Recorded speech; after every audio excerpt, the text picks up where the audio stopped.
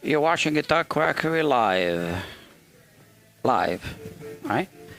This is the music studio, Bob Elliott's Music Makers in New York City.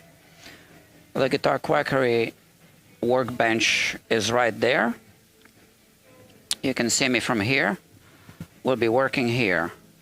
I have a Martin HD-28 on the bench. It's going to be like a neck removal. It's going to be a refret, new nut, and all that. This is part one. I already re-glued the bridge on this guitar, but I didn't live stream that part, right? So now we're starting from here. One thing that I need to do is I need to throw this. I forgot to do something.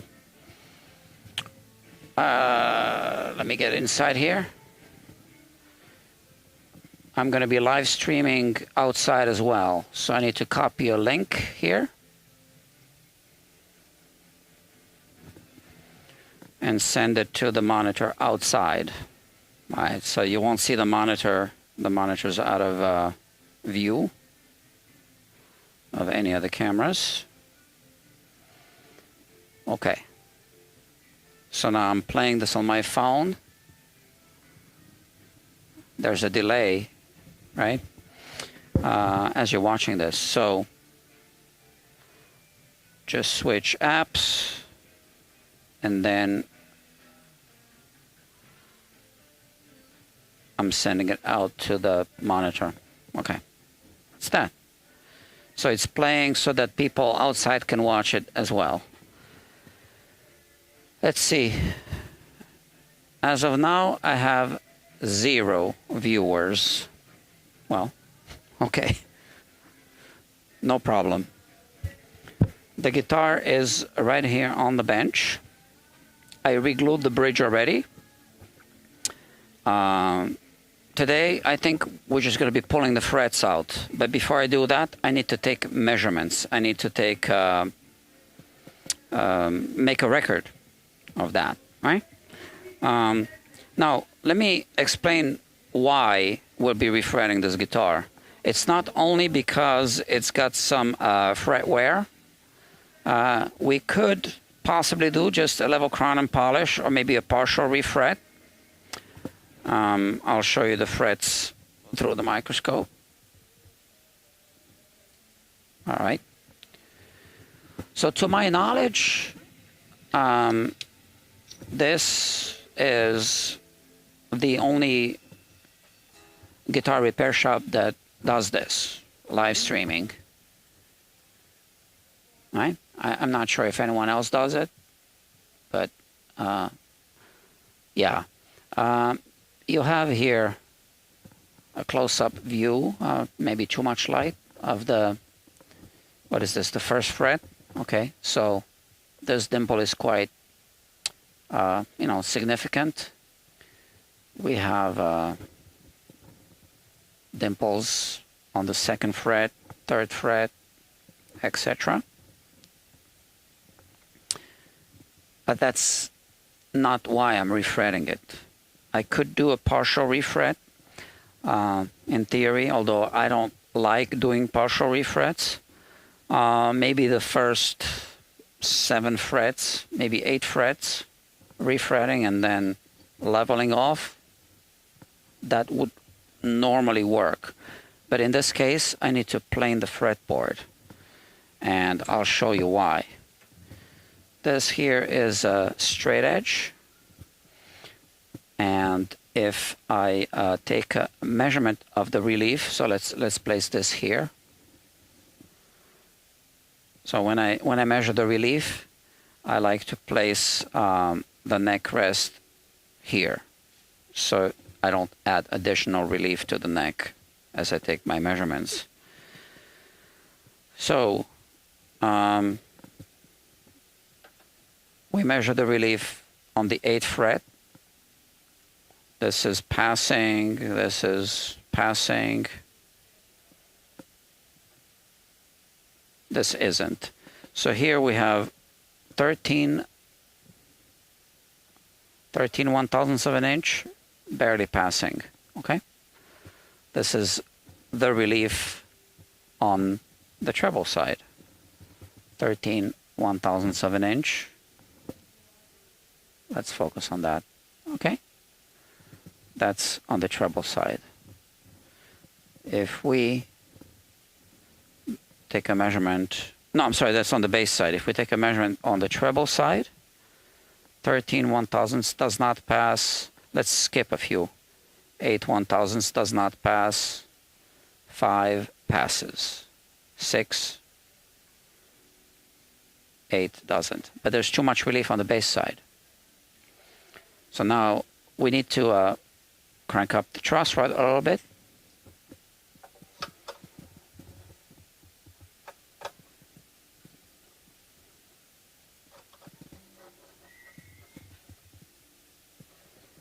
I don't know, maybe this much.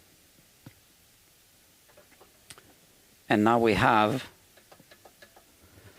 I don't know if you can hear this. It's rattling, right? I have a dynamic microphone here, so you might not be able to hear it. But there's a hump here, and nothing is going to fit between the straight edge and the fretboard, not even this very thin feeler gauge. Oh, look at that. But not here. So it's a little bit messed up. This is probably also a high fret. But we have a little bit of a back bow here. And on the other side here, we have a significant relief. 8. Not more than 8 1/1000ths, and a back bow on the treble side. In any case, we do have significant fret wear here, so we'll remove the frets, plane the fretboard, refret it, make a new knot.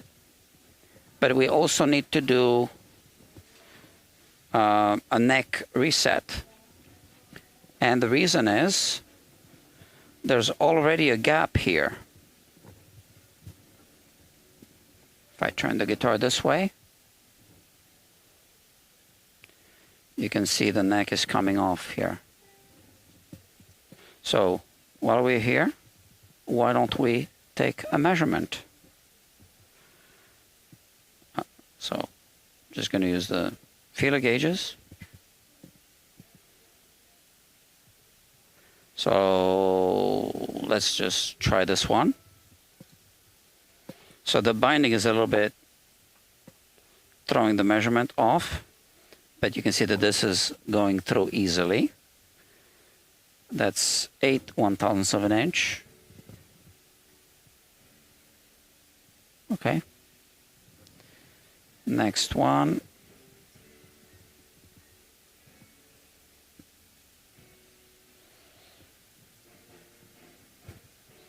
Next one's going to be 11 1/1000ths.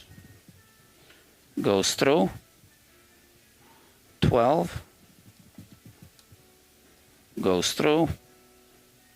13. Goes through.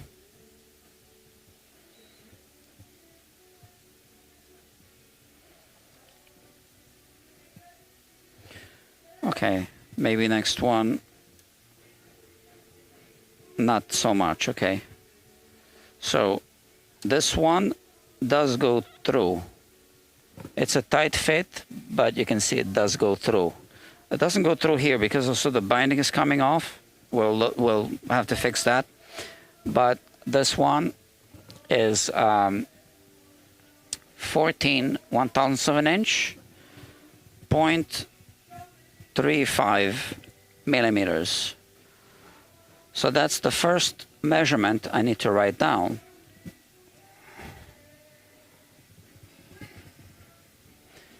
I have here,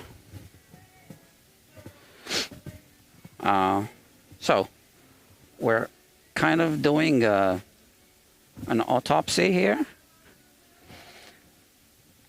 This is the guitar autopsy report. I'll write some notes here, okay? And Where's my pen?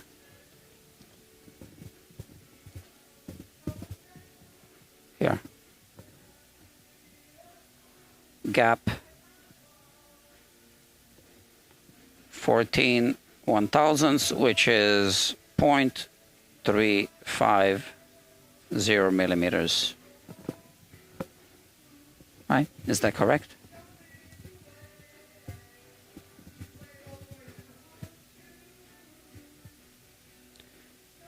Uh, 356.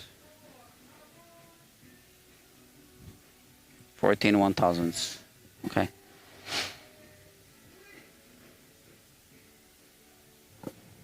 Okay. That's one thing.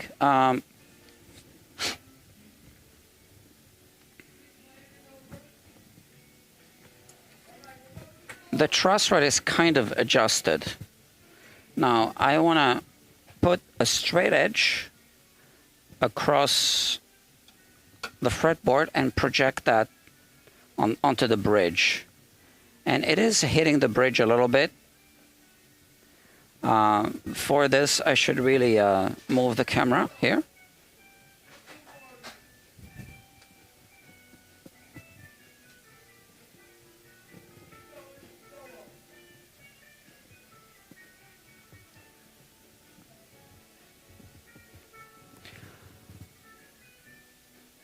Again, these are live videos, so this is how much time it takes to resolve things on the workbench.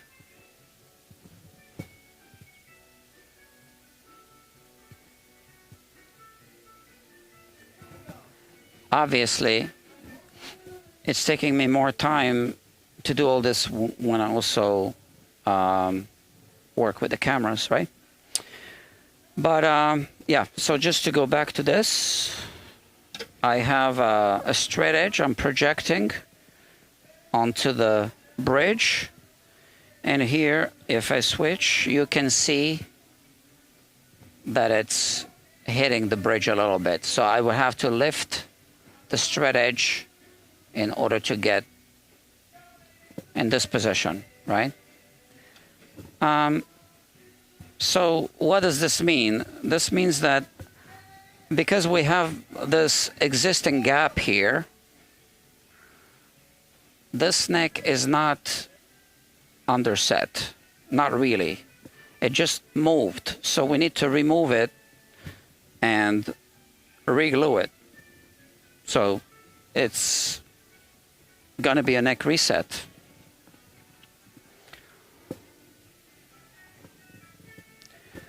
Now, before I do anything else, I need to make sure I have all the measurements. Let me quickly look at the soundboard. So this is normal. The soundboard has a little bit of a belly, right? Like that. And that's because of the string pull. Okay? We need to take humidification into consideration as well. It's 43% right now I have here on the wall. So, you know, it's within the range. So I'll keep this for now. And now let's remove the strings and then we'll remove the frets.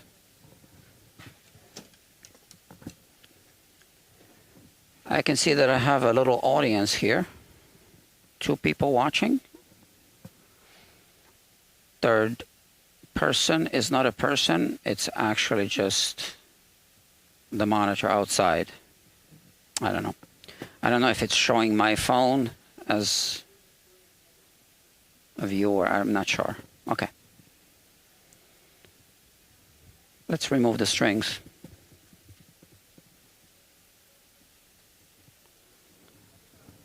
This is part 1 of the project.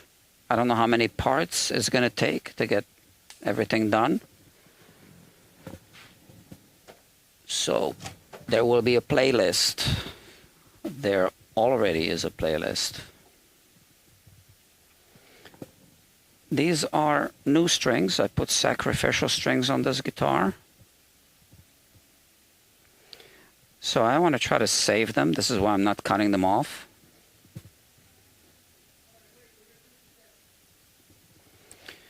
Because I like to use sacrificial strings, you know, like a cheap set to work on the nut and to do part of the setup. And then put new strings on and finish the setup in general. The reason why this guitar has new strings on is because I already did a bridge reglue. Now let's remove these.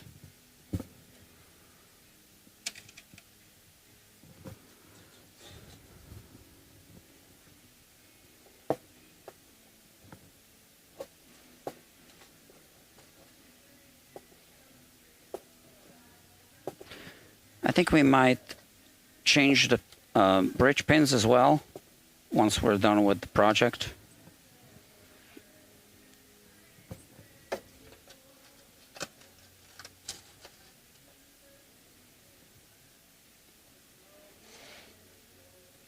It's gonna need a new saddle, I think, as well.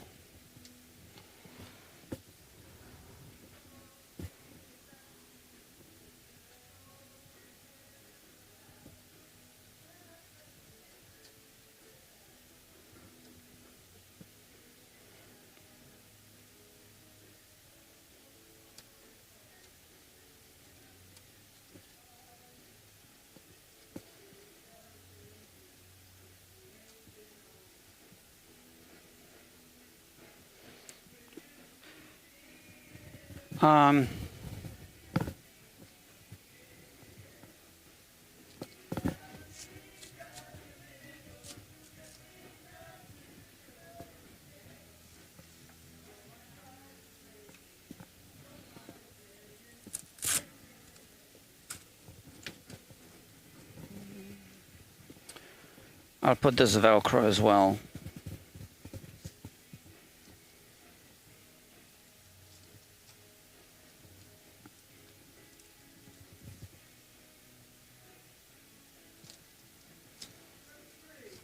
Maybe this Velcro.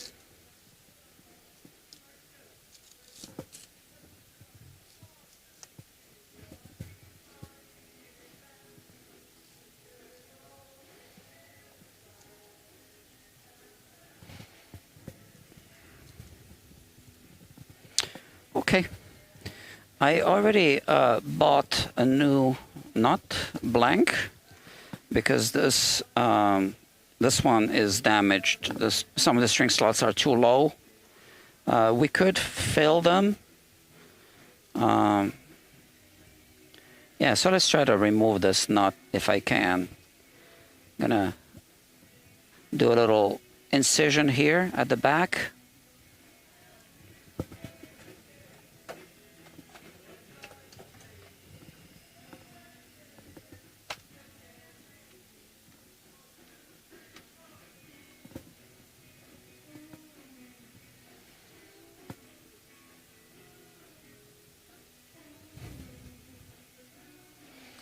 Well, it feels like there's a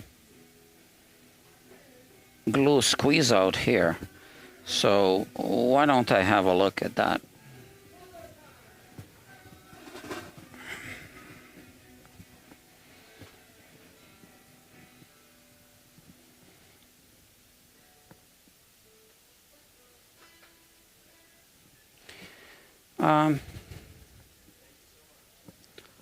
Yeah, it looks like squeeze out.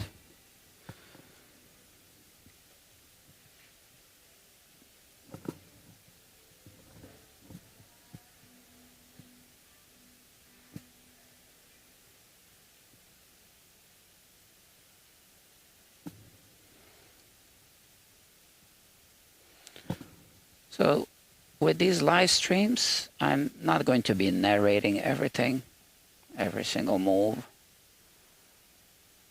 This is why I have the main channel with content that is, you know, edited Yeah, I don't like this too much. Why is it like that?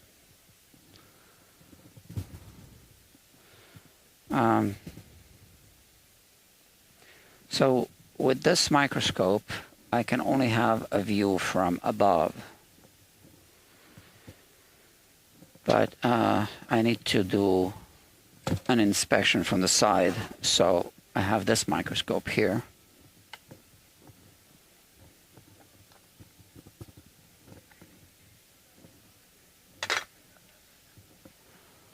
Okay.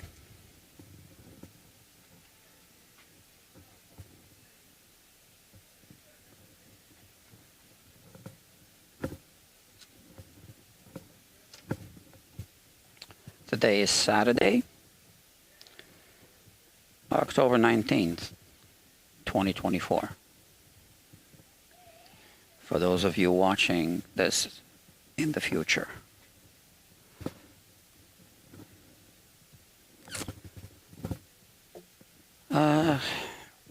Yeah.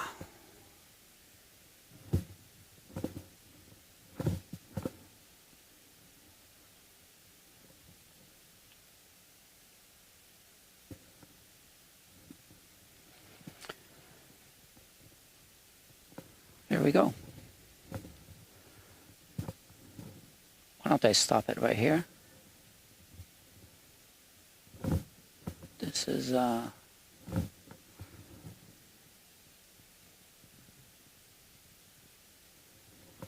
yeah, so I already started removing this whatever squeeze out I see.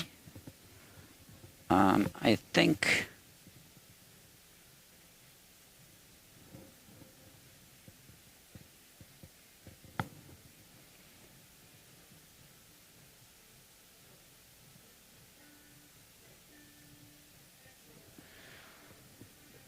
so this is not an optical microscope, it's a digital microscope, so I see it on the screen. I see the exact same thing you see.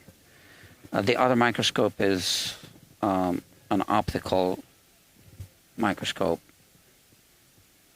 stereoscopic. That means that I can see in 3D through the two lenses, but you can't because there's a camera that's just a 2D camera, obviously. All right.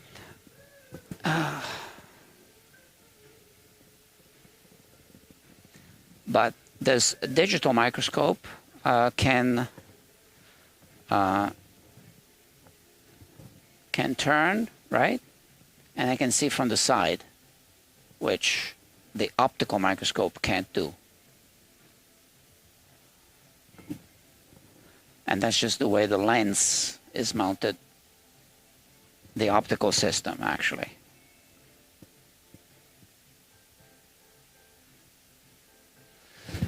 Well, I think I just need to clean up the face of this nut. See, that's glue squeeze out. So I'm not sure if this is factory work. I really doubt it. I think someone worked on this at some point.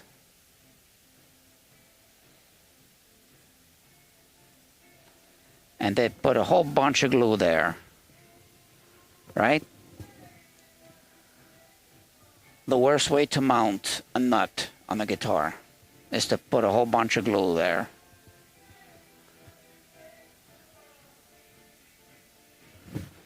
I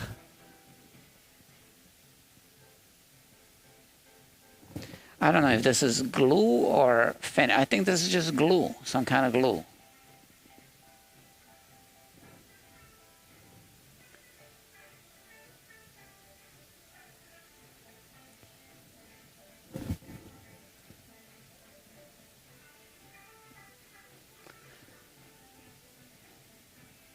Yeah, I don't think this is factory work. I mean, there wouldn't be all this glue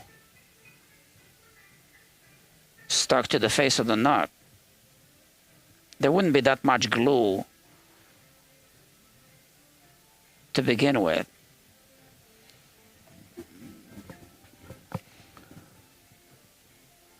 Let's see here. Yeah, and we have a gap here. Okay, so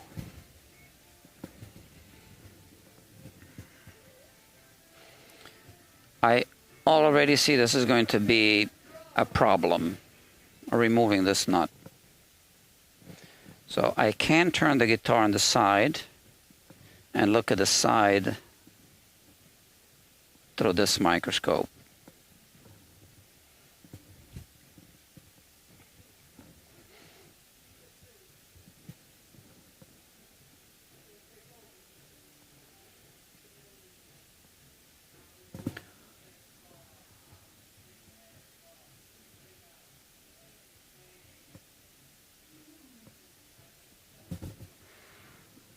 So the reason why we don't want to use a bunch of glue on the nut is because sooner or later we need to service the guitar. We need to remove the nut. It should just be a tight fit, and that's it.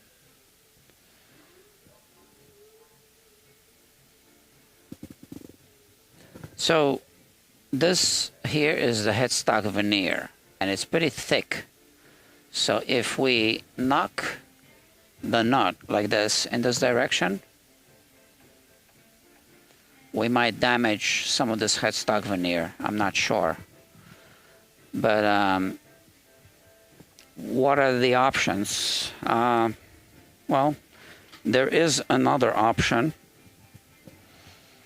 The other option would be to cut through the nut with a saw, and then collapse it like that and pull it out. I might do that, but right now I just want to remove the frets. So let's remove the frets. Let me think about the nut, and we'll revisit this whole nut business later. Okay, so there will be part 2, obviously, and part 3 and part 4. So we got time. I need to warm up, heat up the soldering iron.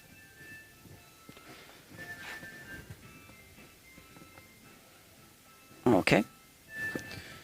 And I'll be using this tool.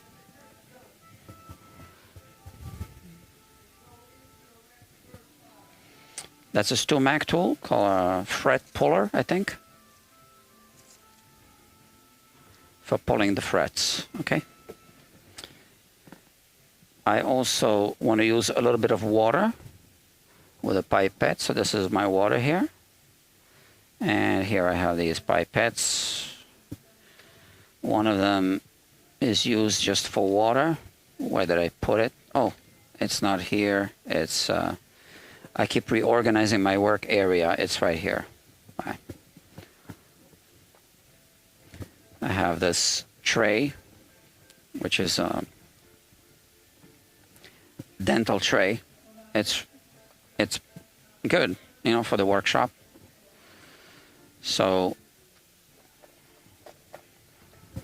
I'll put it here. And when the soldering iron heats up,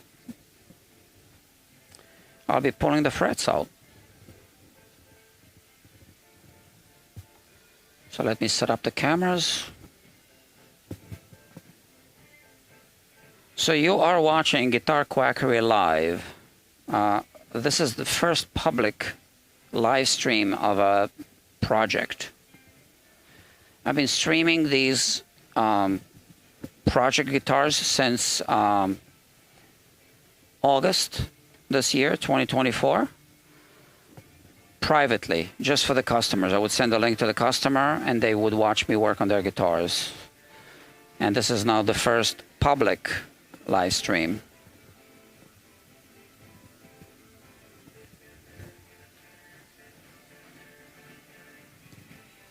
I'm not sure if these frets have been glued in.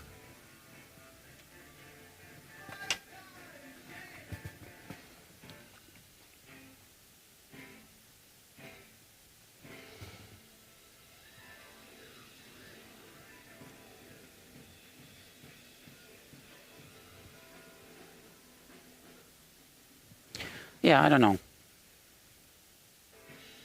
Doesn't matter. We'll heat them up, we'll pull them out. Okay?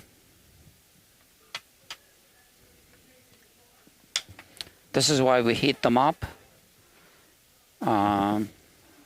Yeah, it releases the glue. Oh, and you know what? I'm heating up the wrong tool. I have another soldering iron for frets. Okay. Sorry about that.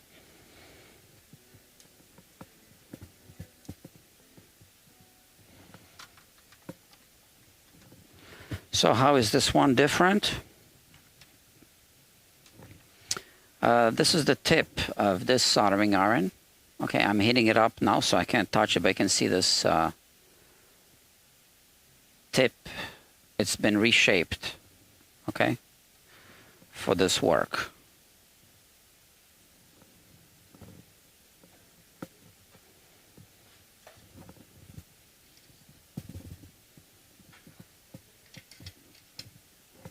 Now, this one's hot, so I gotta put it somewhere safe.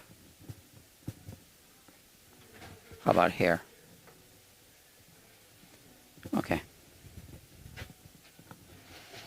Let me clean up a little bit. Okay, so if you are watching this live, you want to post a comment in the chat, I might be checking periodically, okay?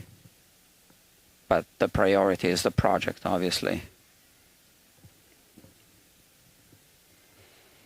Okay.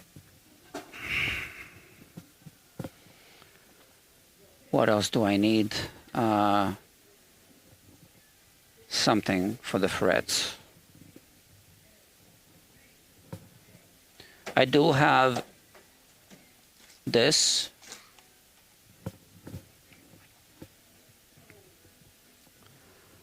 This is where the frets eventually end up. These, I'm keeping them in this separate bag. I might make a video about this project. But these are just, you know, old frets, a whole bunch of them from like the past 2 years maybe. So I don't want to put them directly into this, just in case. I want to keep them separate for now, okay? And what I'll do is I will simply use this block and put them inside.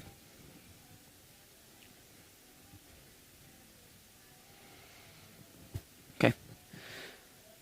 So this way, they go from here to here. It's all numbered. I know which is which. Okay, so this is water.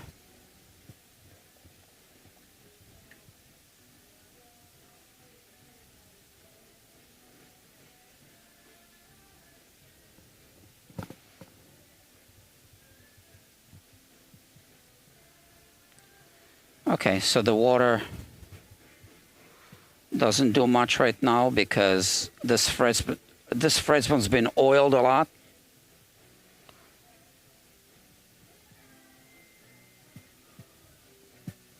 But it's going to release some steam.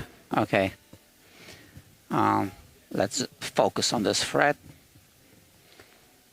Now you can pull them cold. Sometimes it's okay, but it's always better to heat up the fret.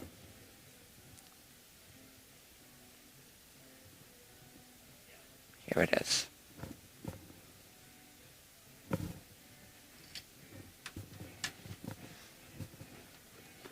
You won't be able to hear the sizzling because I'm using a dynamic microphone, headset mic.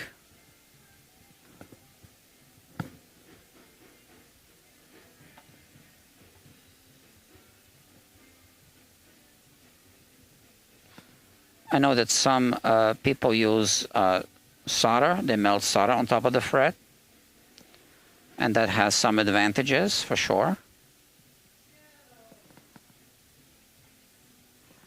I personally avoid doing that unless I really have to.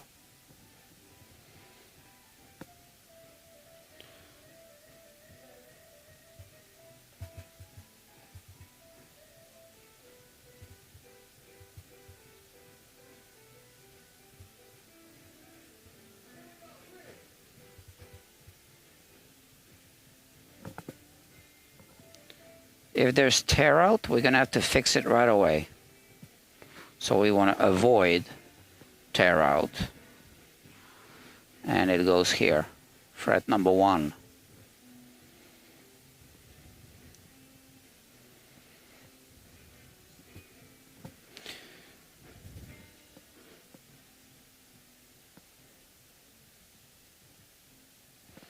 I do fret work every day.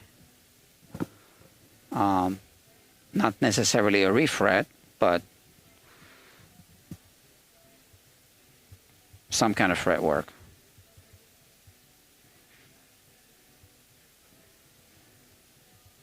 At the minimum, it's going to be a fret dressing.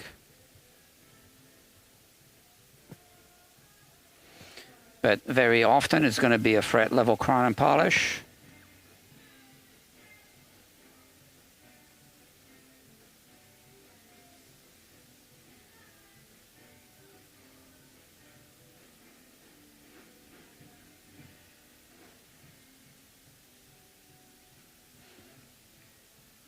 So the water is boiling.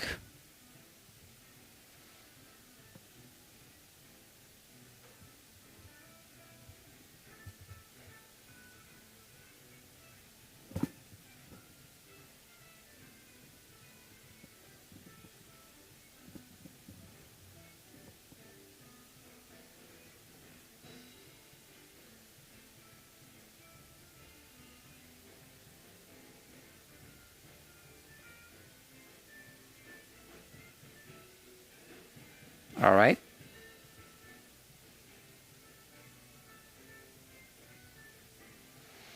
Always inspect the fret slot right away to see if there's any tear out. I might not use water on all of the frets, so I'll try without a little bit just to see if it makes a difference.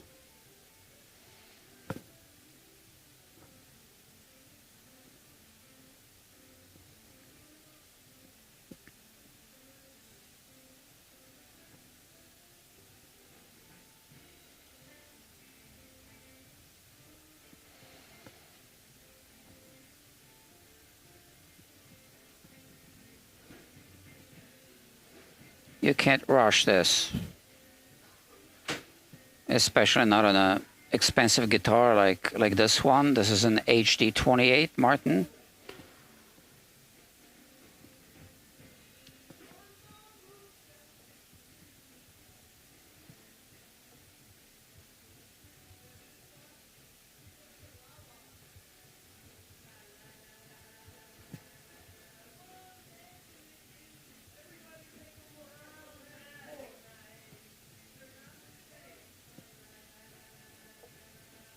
Okay, there you go.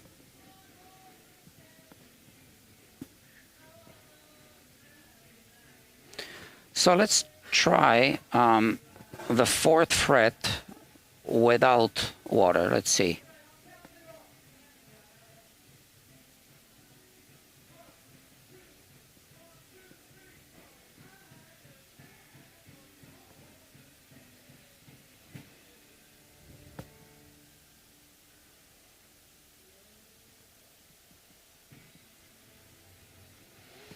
Yeah, I might not need water.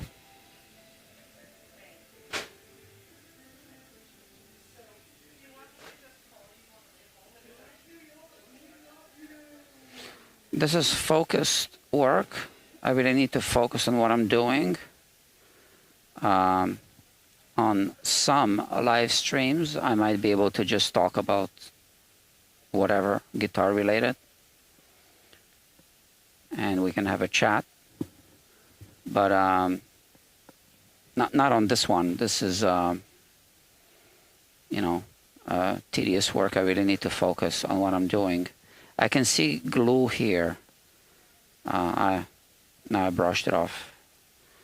So let's remove one more.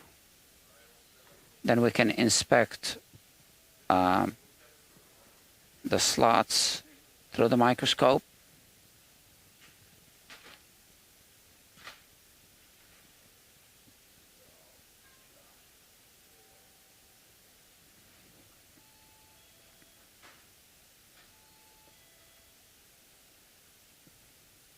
So yeah, I don't think I need water.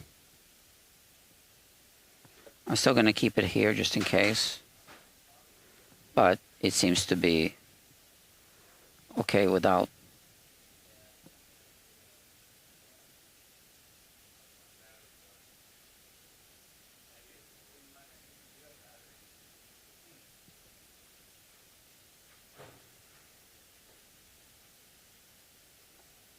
Oops.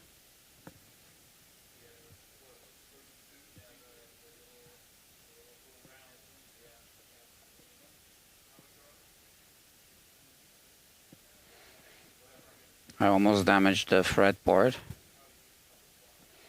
but I didn't. So like I said, maybe now I want to just inspect the fret slots under the microscope. Let's have a look at that. And I also have this tool. This is also a Stumac tool. It's to clean, to pull out all the junk, the residue, the glue, whatever is there, right? So let's have a quick peek.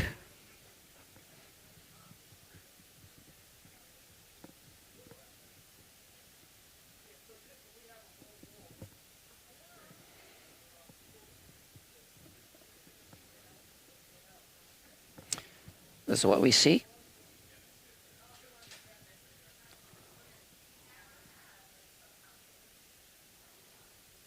Okay.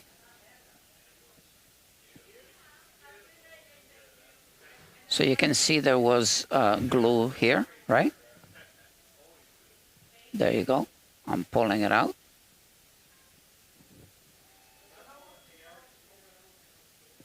We're going to have to clean all the glue.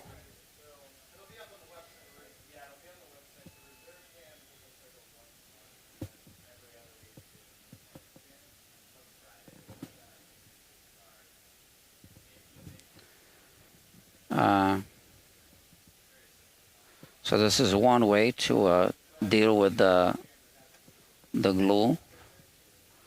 There's more than one way. Another way is to use this tool.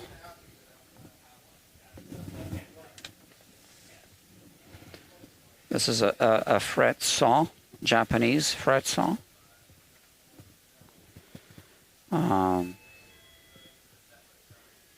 In some cases, you can use this tool. I'll show it to you. So it's a Japanese fret saw, right? With a stop, a depth stop. Okay, it's adjustable. And in this case, because there's no binding, we can use the fret saw to clean the fret slots. It's also sometimes a good idea to try to do it while the glue is still hot, but it cools off so quickly. I haven't had much luck with that. We can try one fret in that manner. But I've never had much luck with that. I mean, yeah, a little bit, but then the glue stiffens really quickly, and, because the thermal mass is very small. I'm going to put my my phone here. Okay, I use this for switching, right? Here.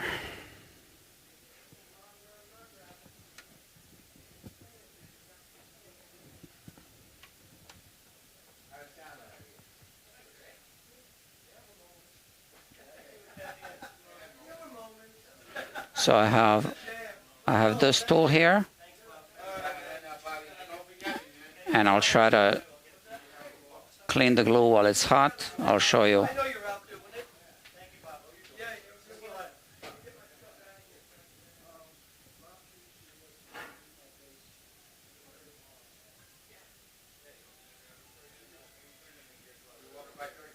So I warm up the entire fret a little bit, and then I focus the heat in the work area.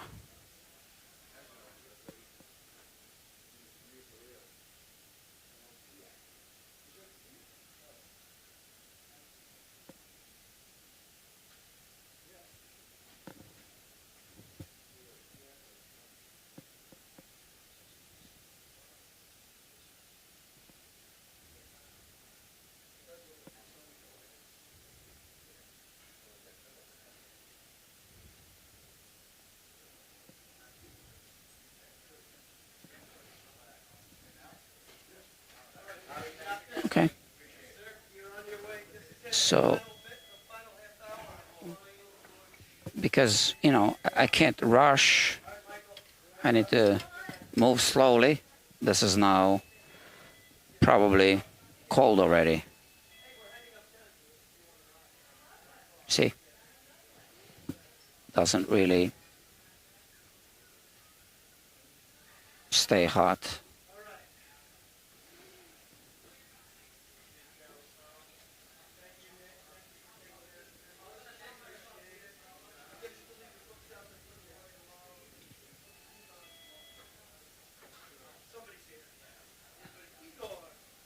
Like that. And this is the glue.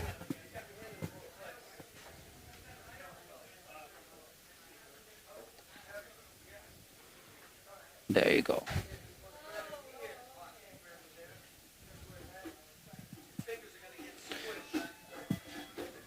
But it's not soft anymore. I don't think it's soft anymore.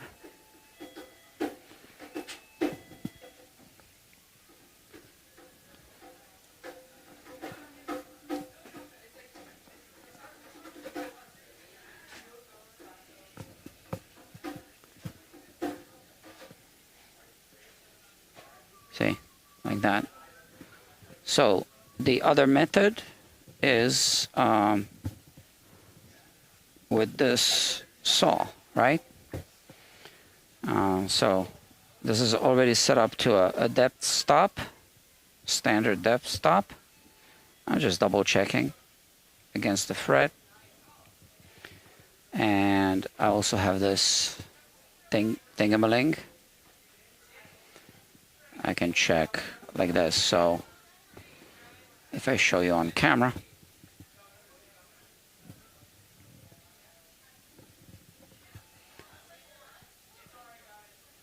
this is how it's set up, okay? And now I can simply do this. Make sure it's seated and just pull it, and it pulls out the glue.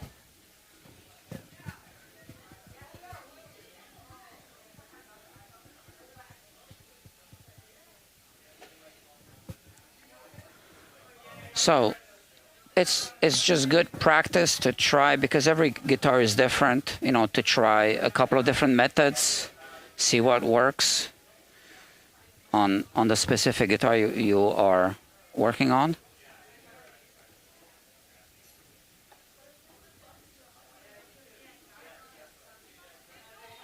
But we'll deal with this later. Now I just want to continue pulling the frets.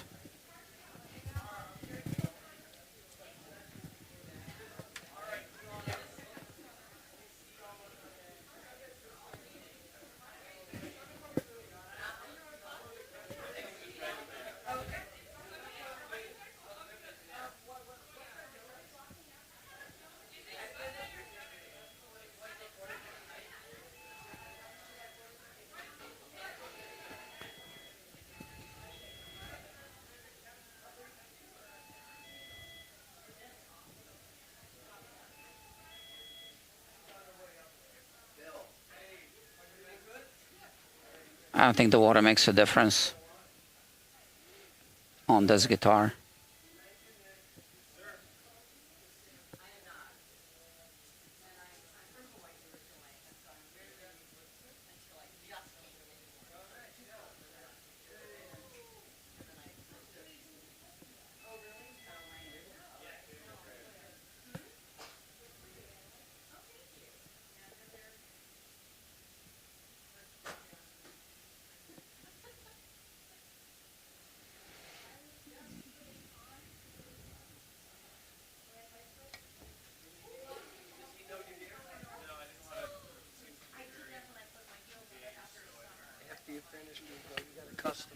Okay.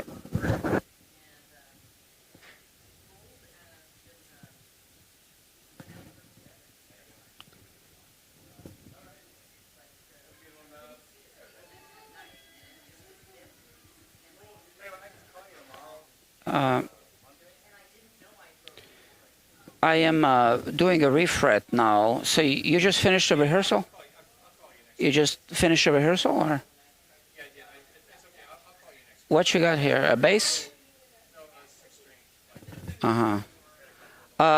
Yeah. So I'm really backed up at at the moment. Yeah. Yeah. Right. Okay.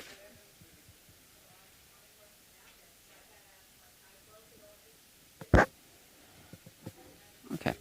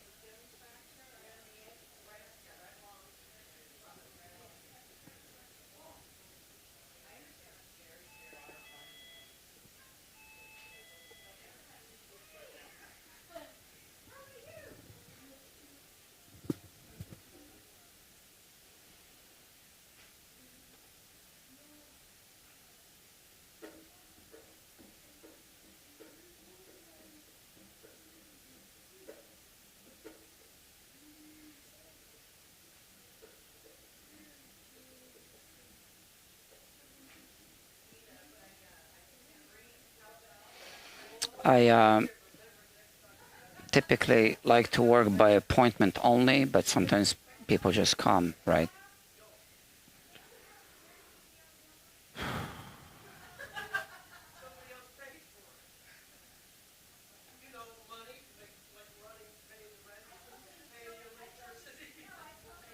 Hmm.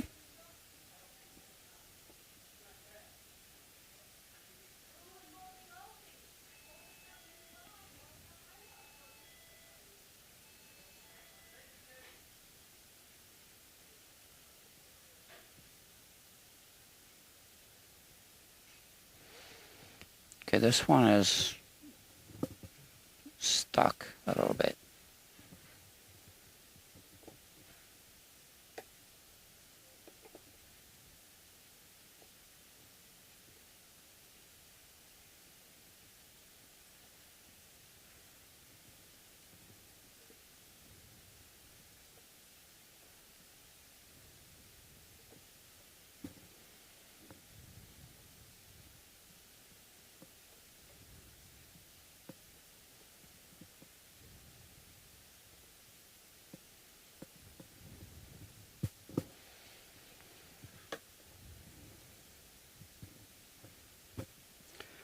Um, yeah, I think I need to reposition everything a little bit.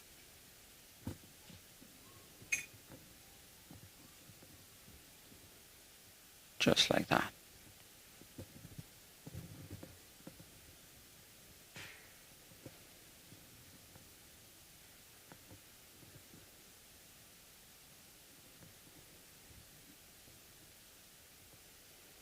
Just inspecting the fret slots. No tear out. So if tear out does happen, we'll deal with it right away.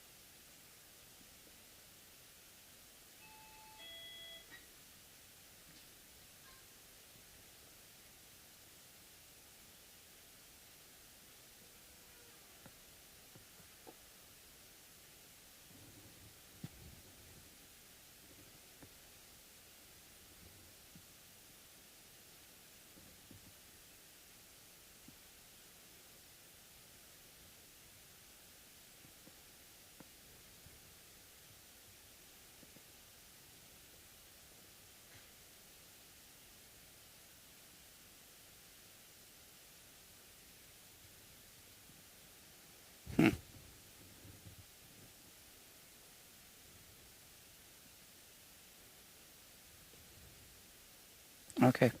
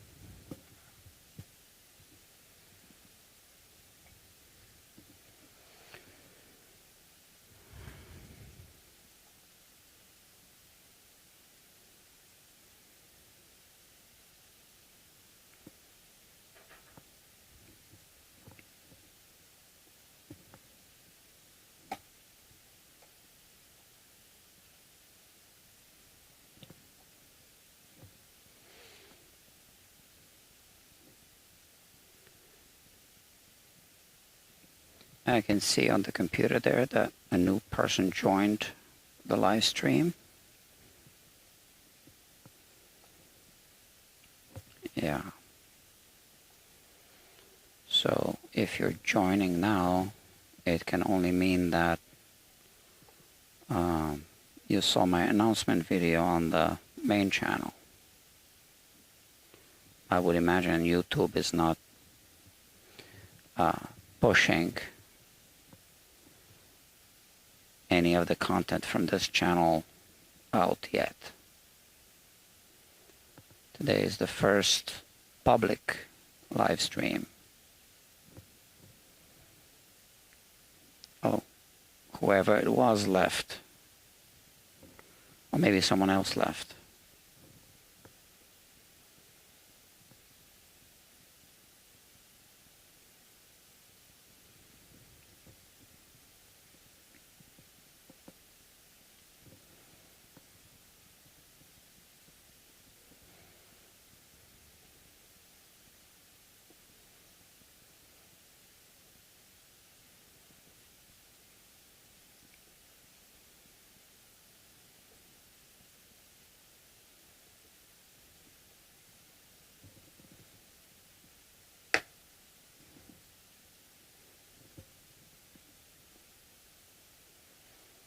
Okay, it's coming out.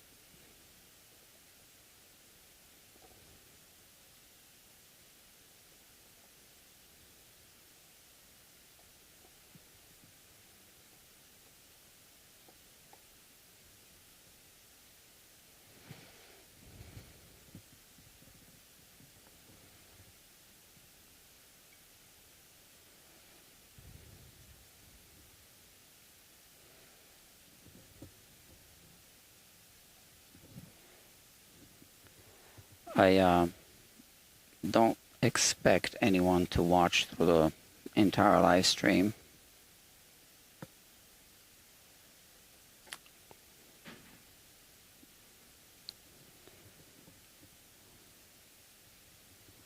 Especially because I'm not going to be talking through the whole thing. This is a different kind of live stream. Not like a, you know, all the, other guitar channels. It's just more like a podcast, I guess.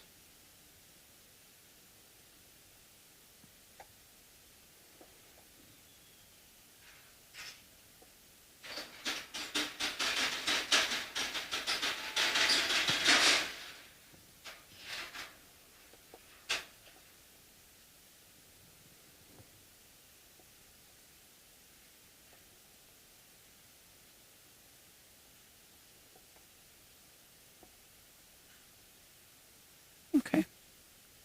No tear out.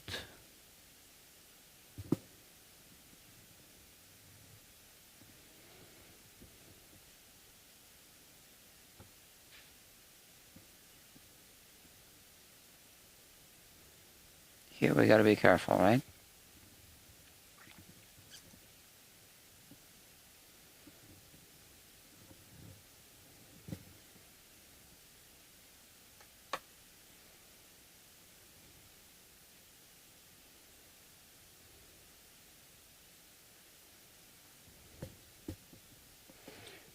I put put this thing here just in case this happens.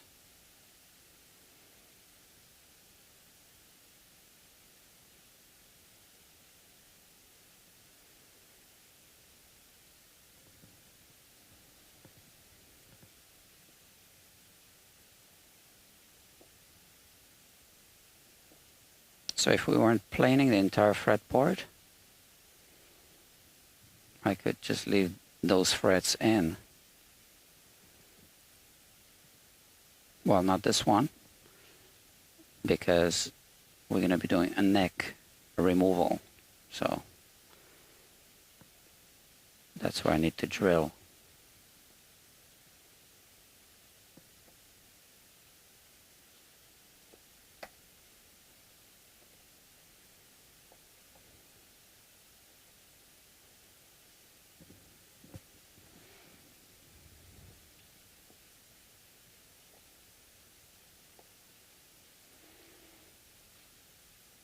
Okay.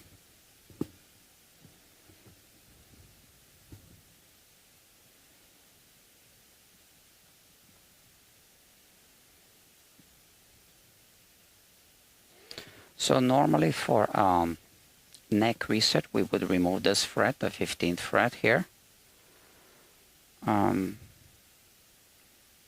And we could save it and then put the same fret back.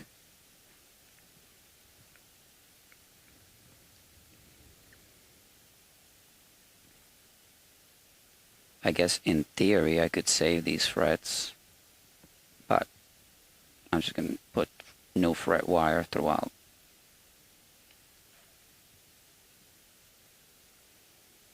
Or maybe I'll use the old ones, I don't know.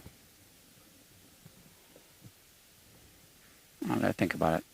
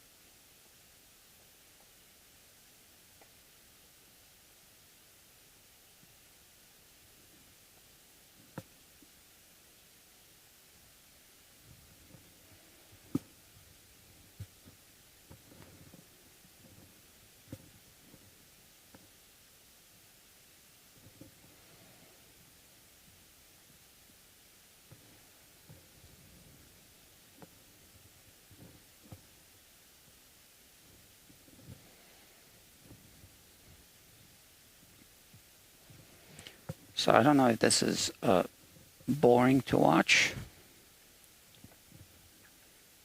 It's experimental.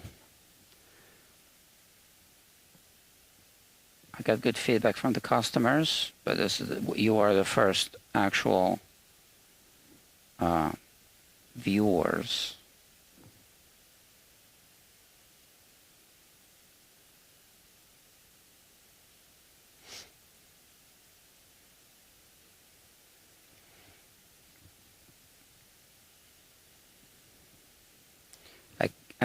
I can see how this is not as interesting if it's not your own guitar. But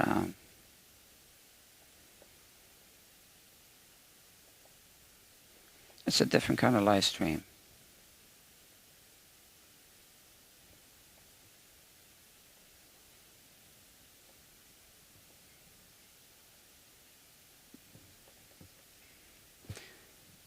I guess it's a behind the scenes live stream.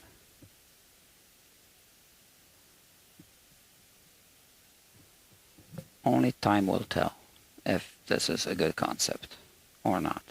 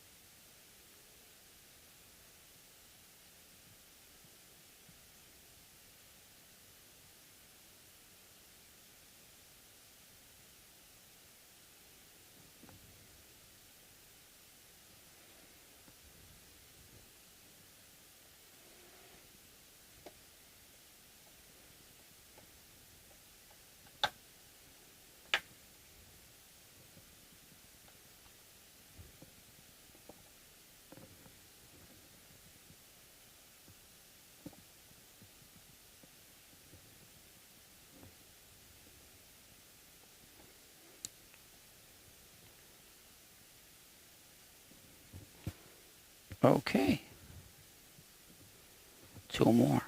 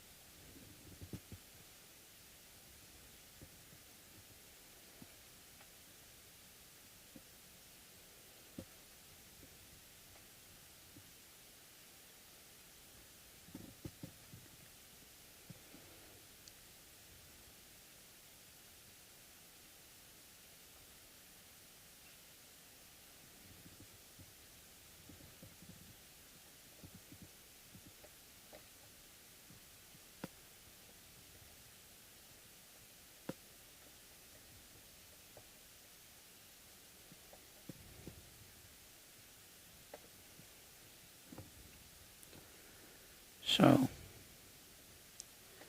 I've been streaming this for 1 hour. I have a monitor here. I can see 1 hour, 10 minutes, and 36 seconds. Let's put this away and unplug it.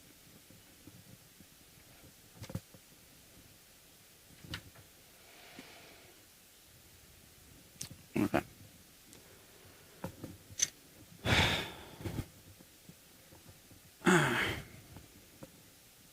No tear out. That's good. Now I can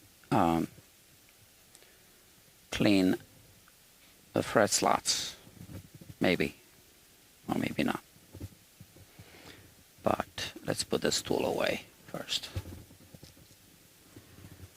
Okay, I'm taking a little break here.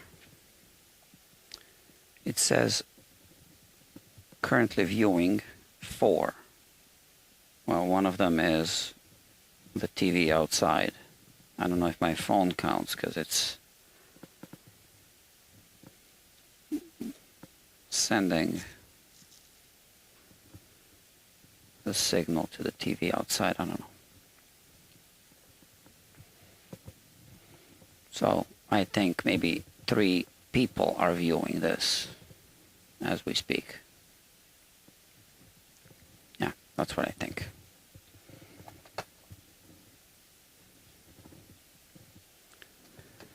Whew. Okay. Now let's see. It's still a little bit warm. Warmish. Okay. But not enough for the glue to remain soft. Yeah, not even here. Yeah, it's still hard. It's already hard. Yeah, we don't need the water anymore.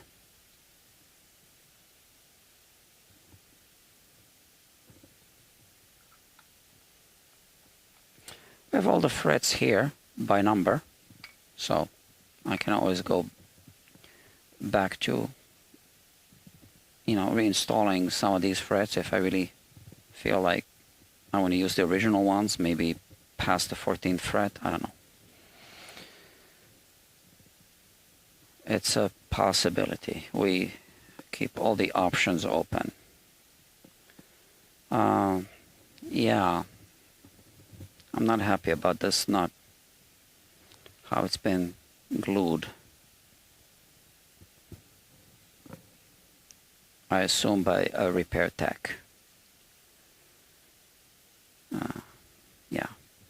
Okay, we'll deal with the nut at some later time.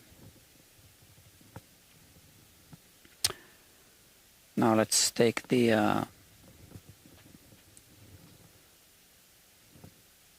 well, the claw, I guess. Let's try to pull some of this glue out first using this claw, whatever this is called.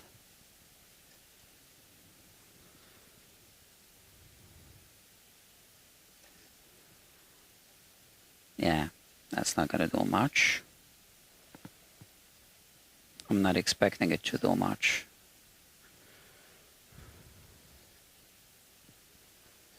Yeah, nothing. So let's just do this.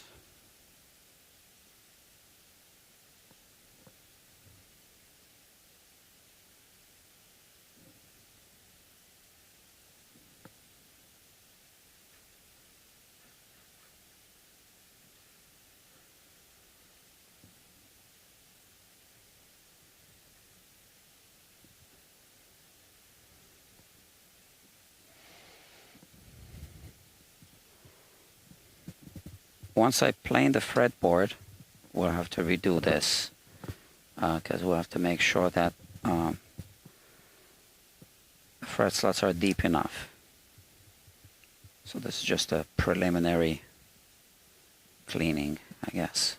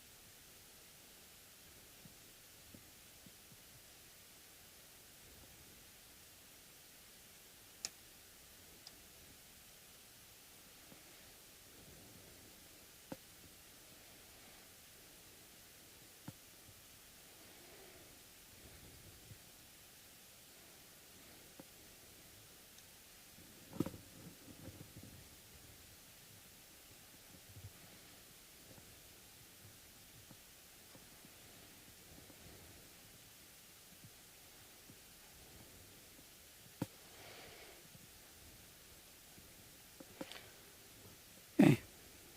I think there's still some glue left inside, but we can look.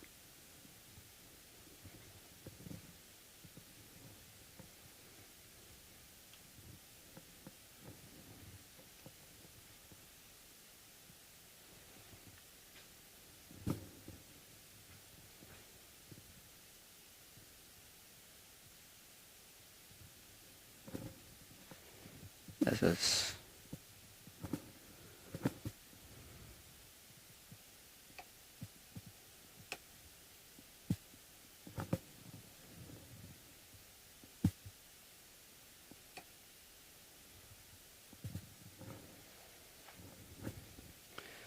at the end, this is wood filler, right? To close that little gap. But I think this is all clean. I'm not sure if there's a little bit left at the bottom right there.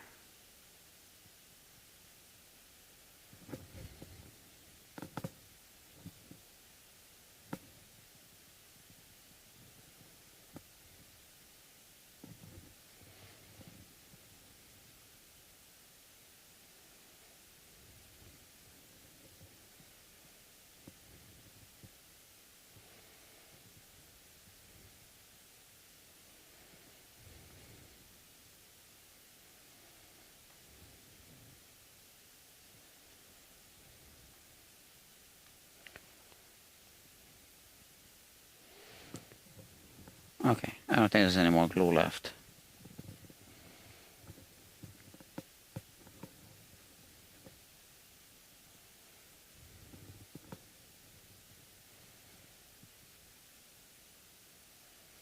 This is what I see.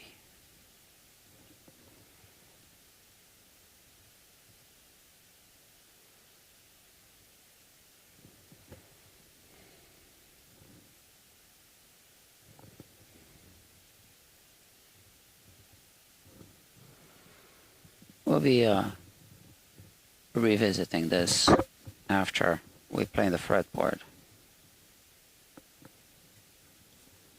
So let's just continue.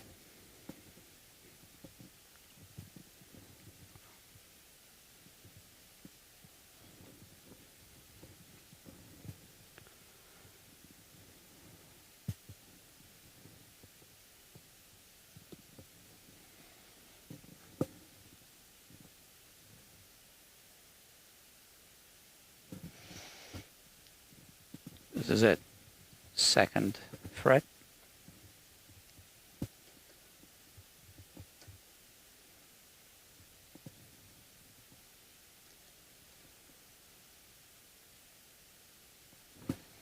Here's glue.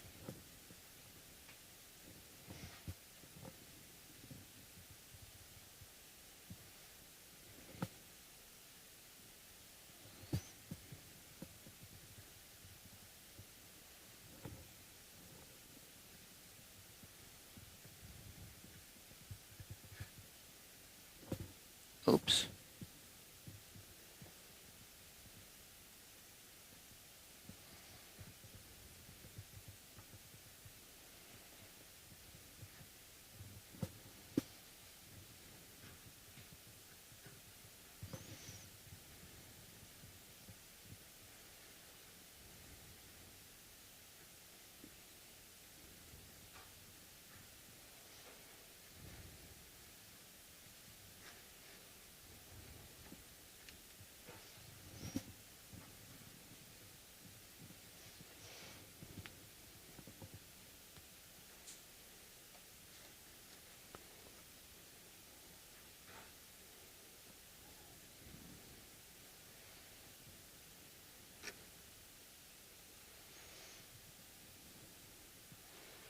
This is it. This is what came out.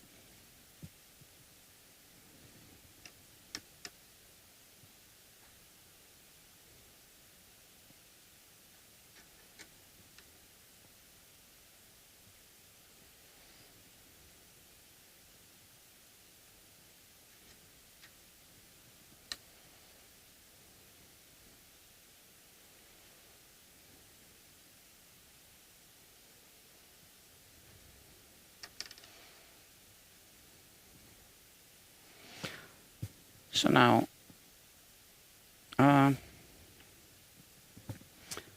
let's bring the microscope.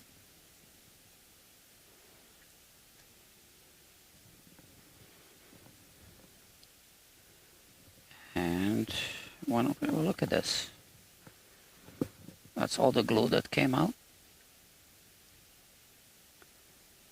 Looks like this. And if we look at the fret slot, we can see there's still some glue left. So I pull it out with this tool, as you can see.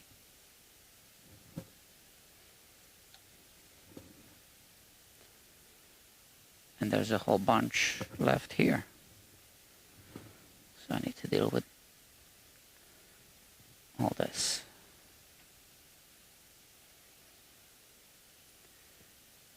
And that's why sometimes it's hard to pull the saw, because the teeth sink into these cavities, right?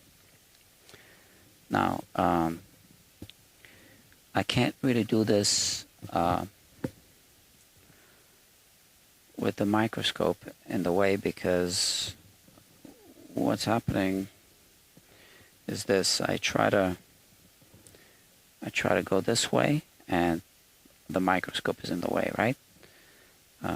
But I should be able to do this, so I can pull it out. So, unfortunately, I need to put the microscope aside, so you won't be able to see an extreme close-up, but this will do. Okay. There.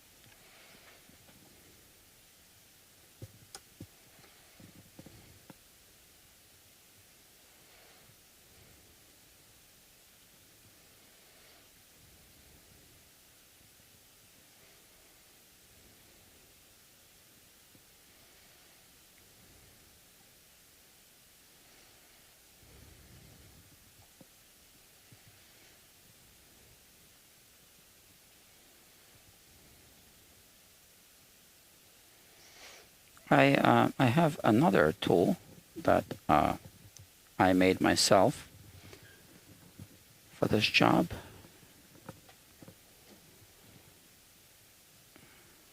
I don't use it often anymore, but if I can find it.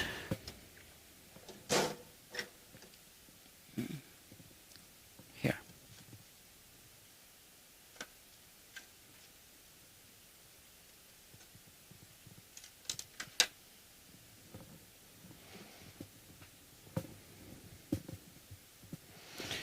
This is the tool. It doesn't have a name, but yeah, it's kind of useful.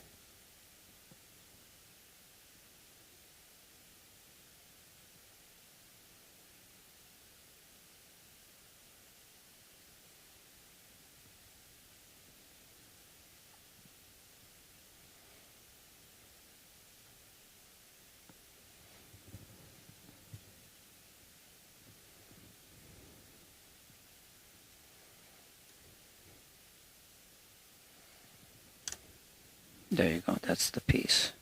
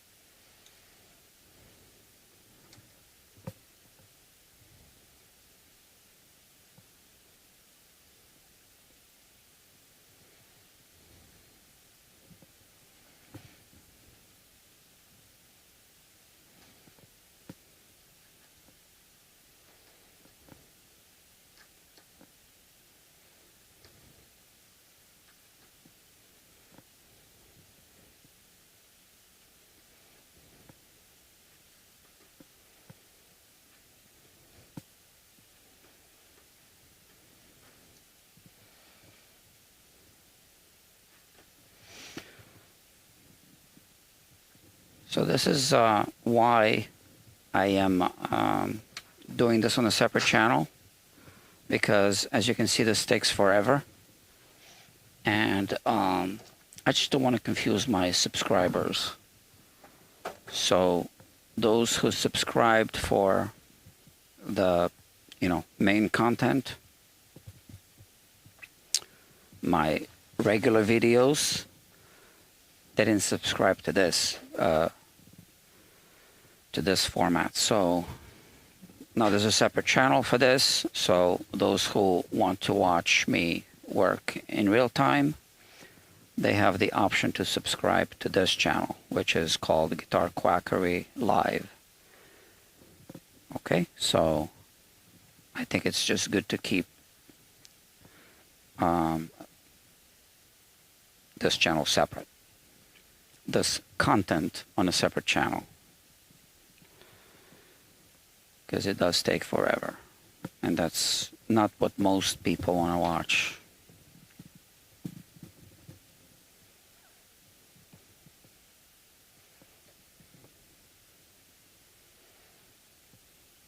Because if I put this on my main channel, it'll become a different channel.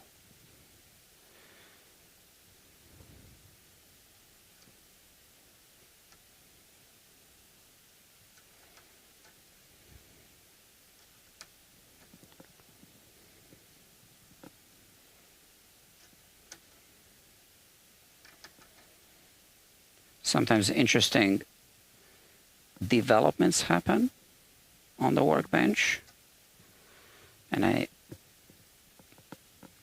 can't just stop the work to set up a camera, because I can't just push the record button and everything happens, right? It's a project always to record the work.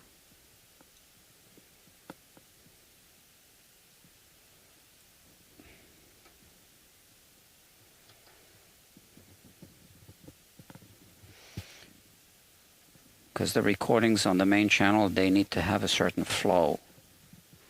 And, you know, that takes some prep work. Right.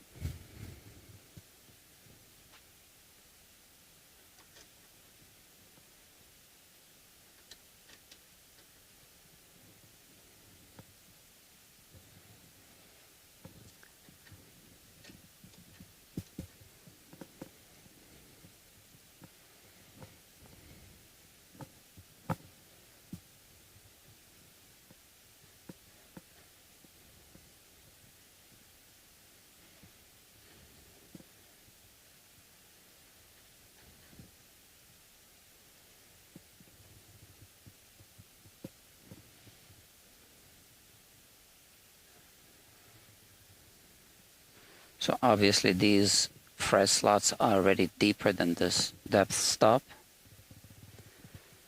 But I have a reason for doing it this way. It's to preserve the sides.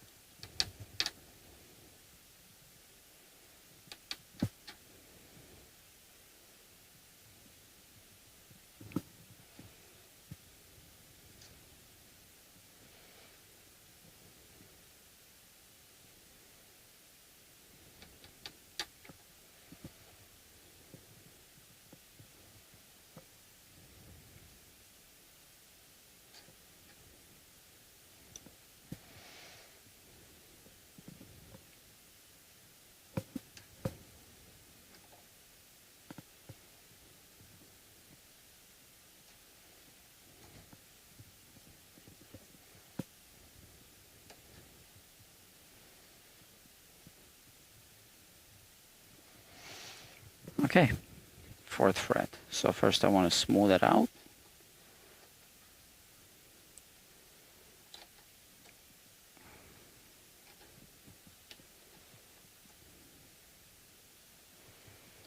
Now.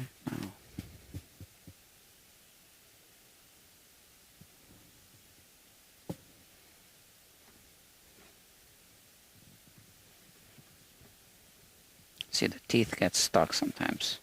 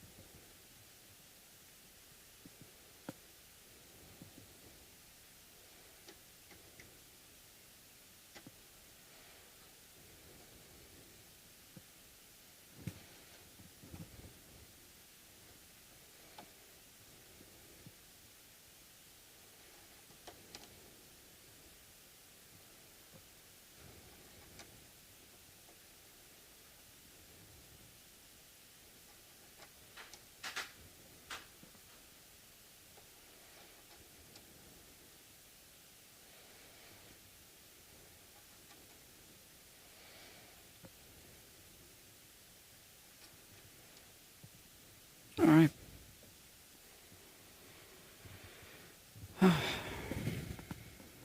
Now, with this, so this is a 14-inch radius. We can measure how deep these fret slots actually are. Well, we just want to make sure that they're deep enough. That's all. And, you know, I'll be measuring this after I plane the fretboard, right? Because that's going to take some material off the top.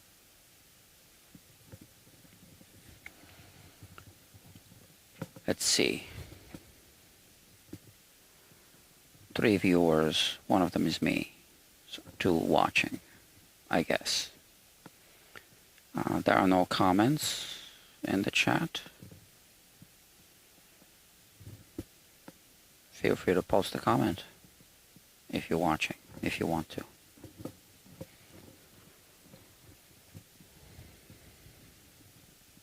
I'll just continue with the work that needs to be done.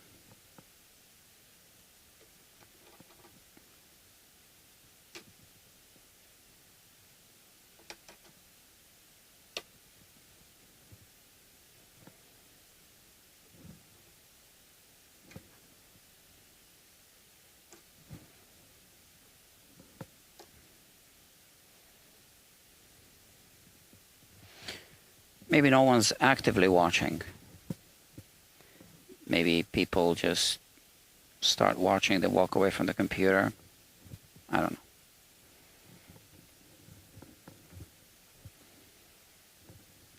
Post a comment, a chat message if you're watching.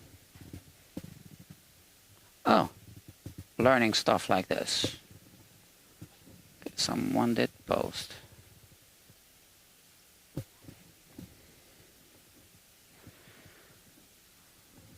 I don't know what to say. How about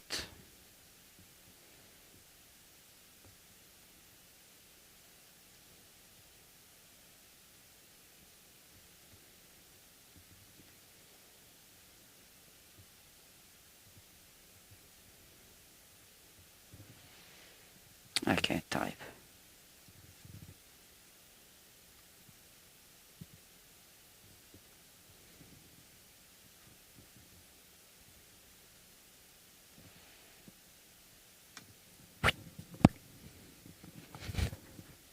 Okay, I replied to you.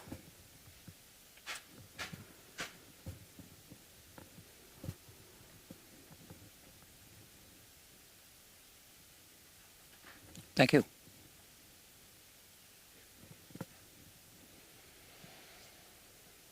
Where was I? Yeah, here. 5th fret.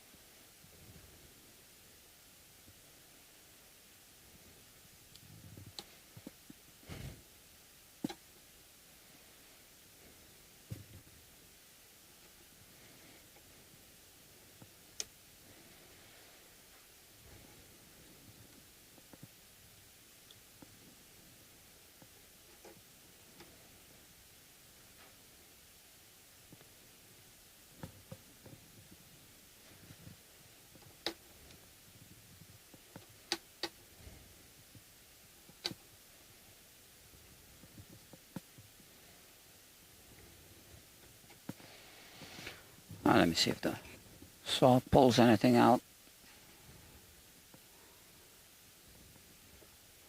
The teeth are getting stuck. So there's something there.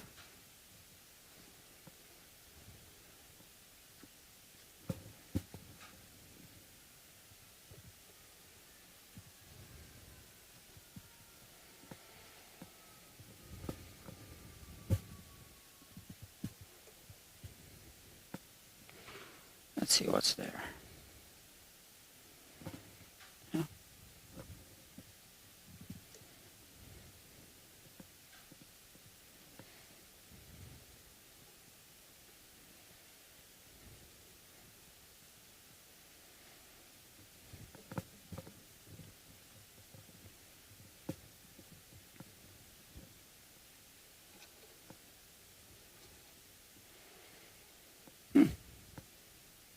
Oh, that's the one I cleaned out first, right? That's why there's nothing there.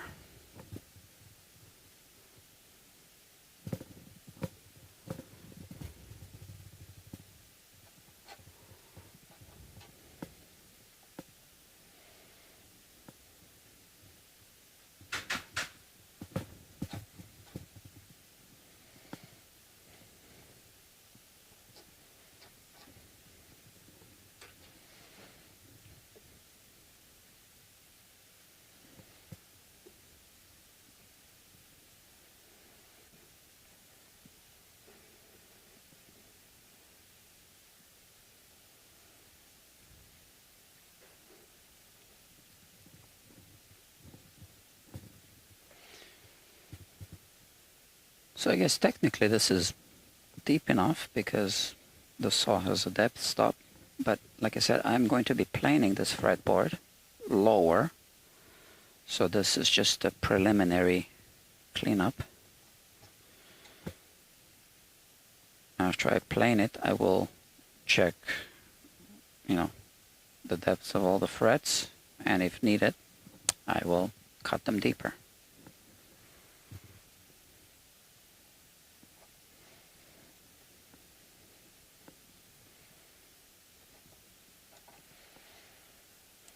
So yeah, so the fret slots should be a little deeper than the tanks because,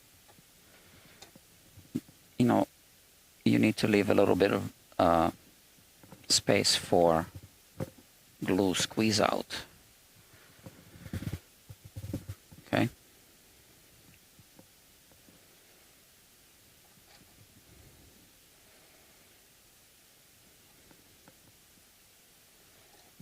I think I'll be using fish glue to when I install the new frets.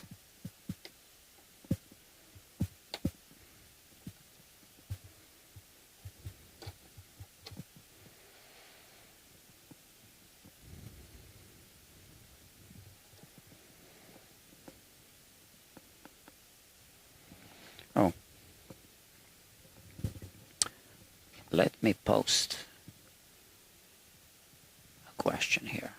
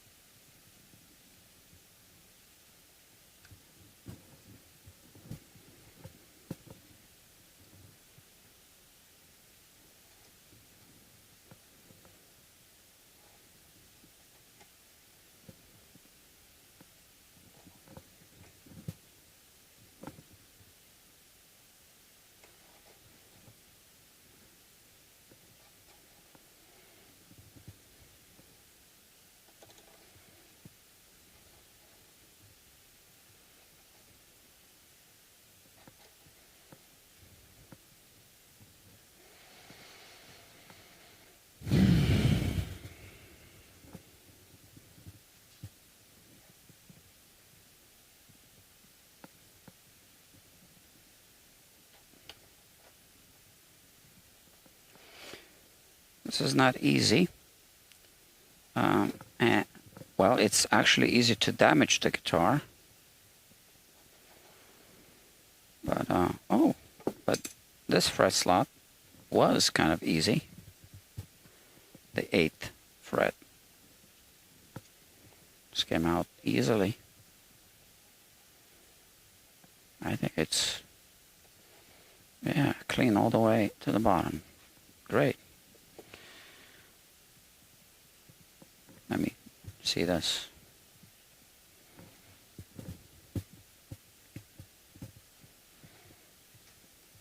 The 8th fret. Let's see if I can push it through. It does seem a little tight. Well, I'll inspect everything later. Let me open up the field of view a little bit. Okay.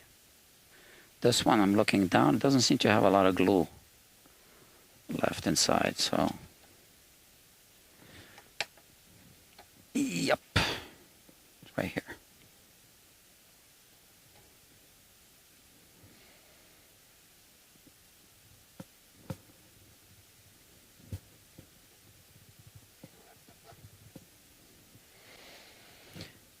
And if I make a mistake, you can learn from my mistakes so that you don't have to make the same mistakes.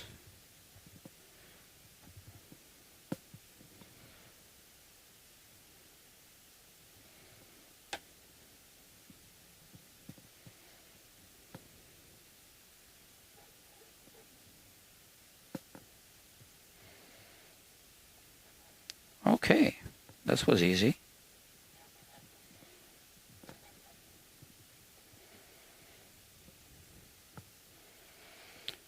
I think I got a reply.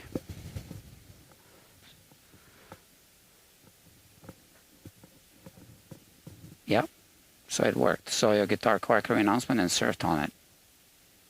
Surfed on in. Good, thank you.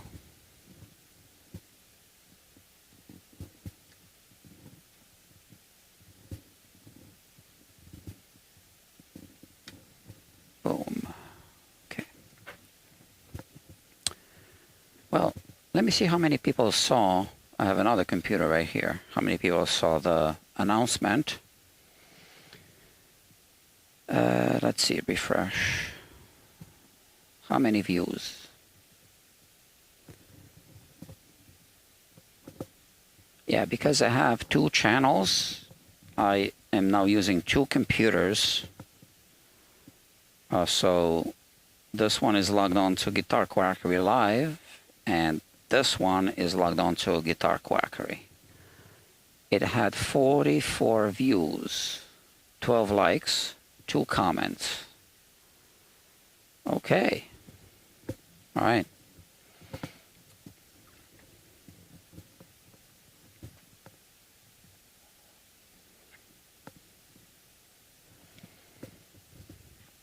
So like I said, this is a separate channel because I don't think that a lot of people that signed up for the, you know, whatever you want to call it, the usual Guitar Quackery format actually want to watch this.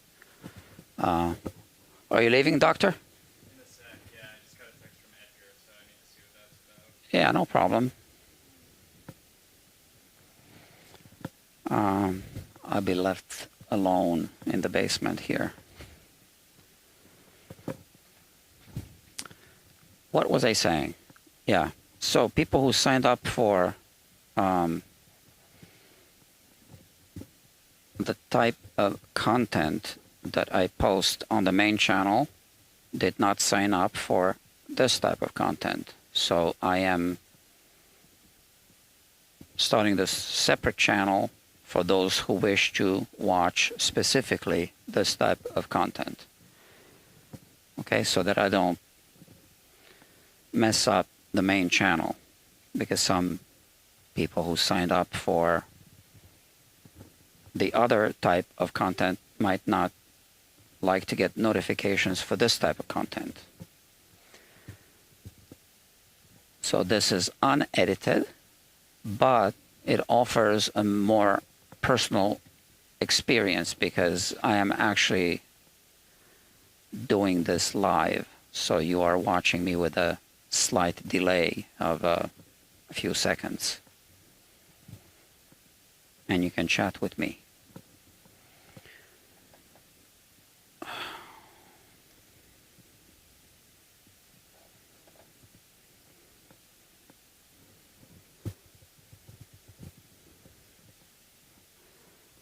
Yeah, see.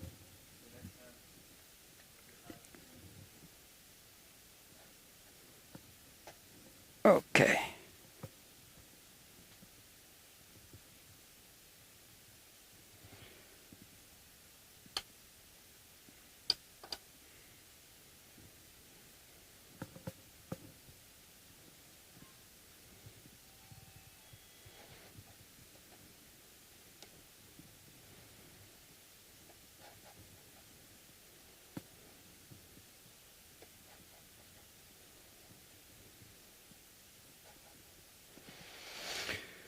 All right. This one was easy, relatively. How about this one?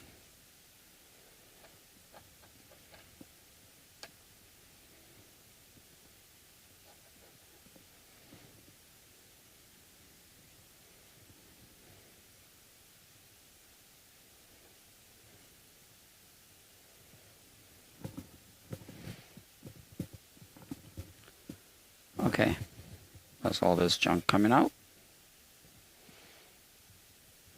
That's what I wanted.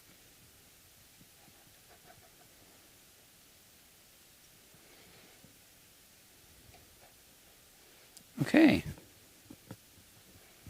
done with this one. This one's almost clean.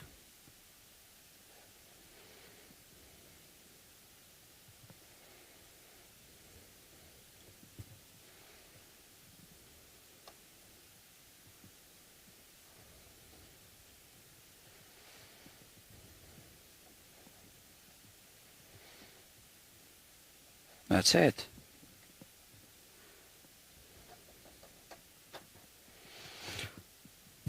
So, for those of you who have been watching from the beginning, you can see that I spent a lot of time on each one of those individual fret slots, but here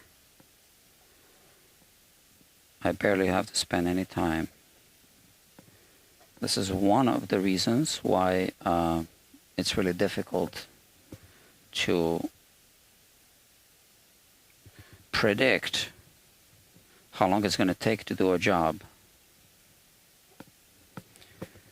So this brings me to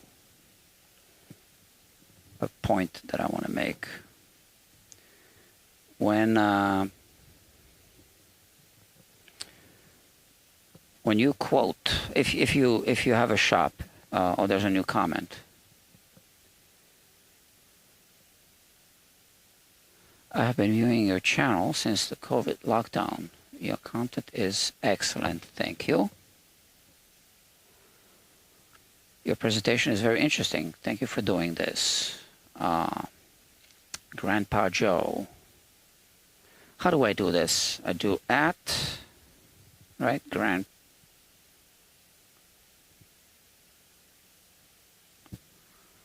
Like that, right? And then I write.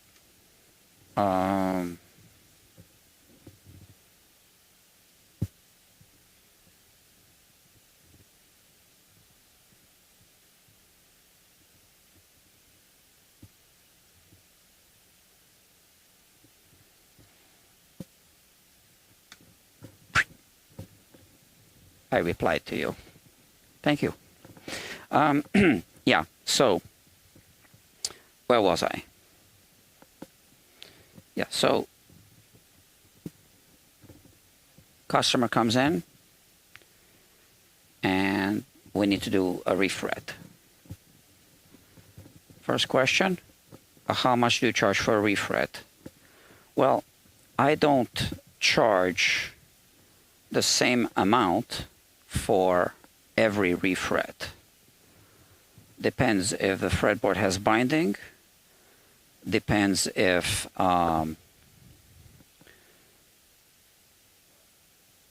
we're using nickel silver frets or stainless steel frets, etc. And if I need to significantly plane down the fretboard, I charge extra for that as well. But I've always been charging a flat fee. So now with these live streams, I can, in some cases, offer the option to charge by the hour. And this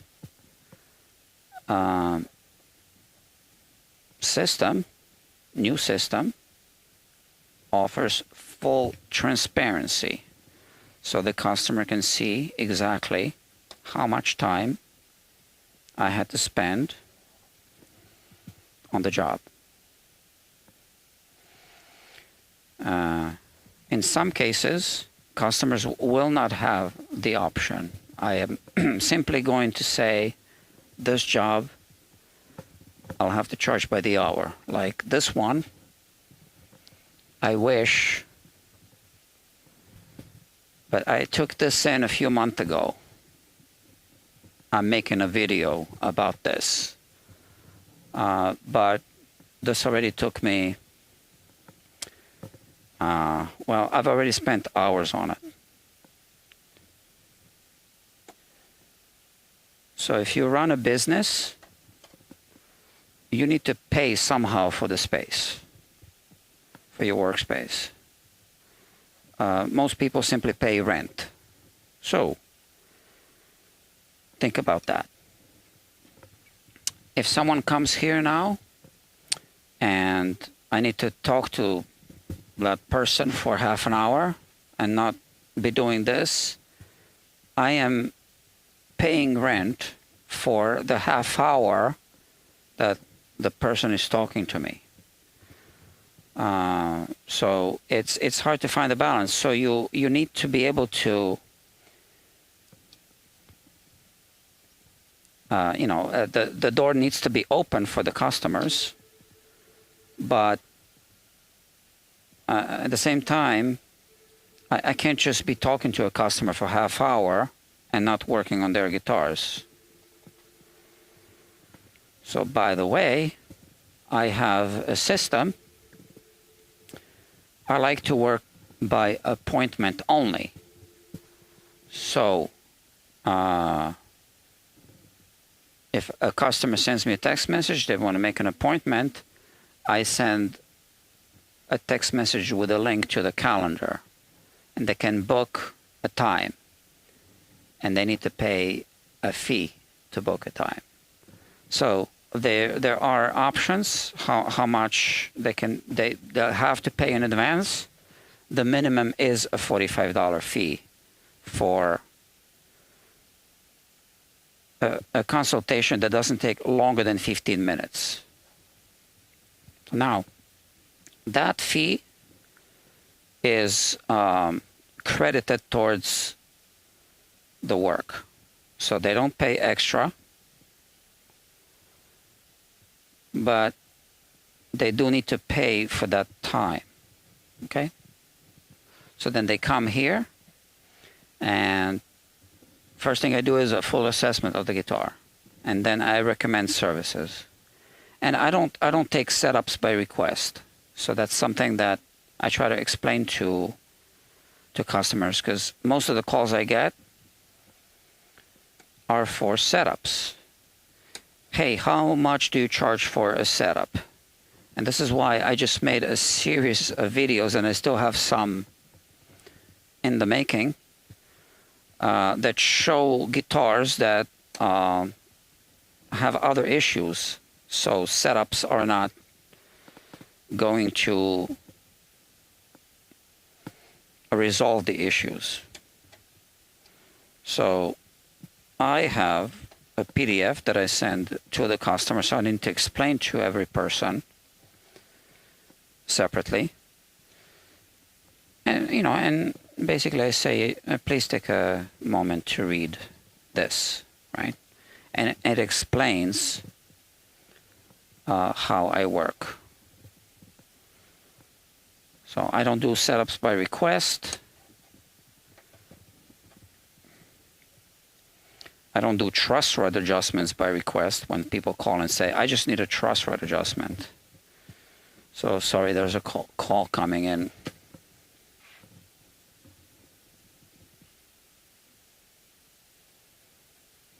Guitar quackery? It's by appointment only. I am here, but yeah.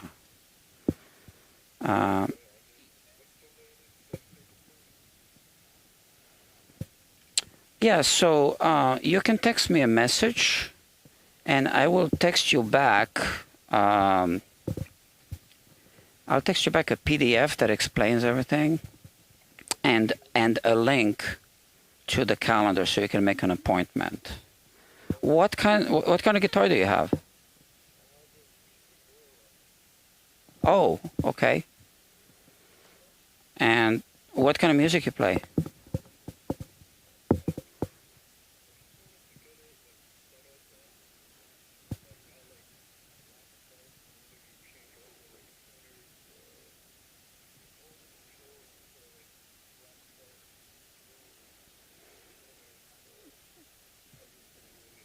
So all black hardware. I see. Yeah, I want to give you a heads up. I am really backed up, so it wouldn't be a quick turnaround time.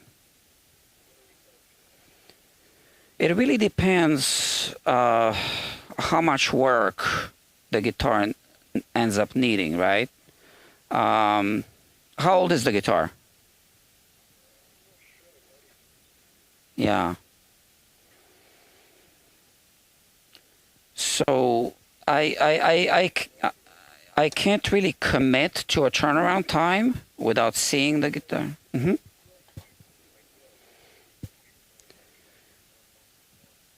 Yeah, it could be a little bit of an extended turnaround time this time because I'm sitting on a lot of prior commitments.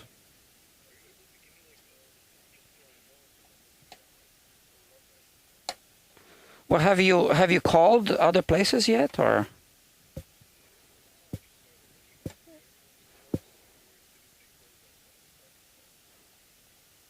I'm sorry, you decided to call because it doesn't say that I'm closed? Right. Because it's by appointment only, yeah. Um, I mean,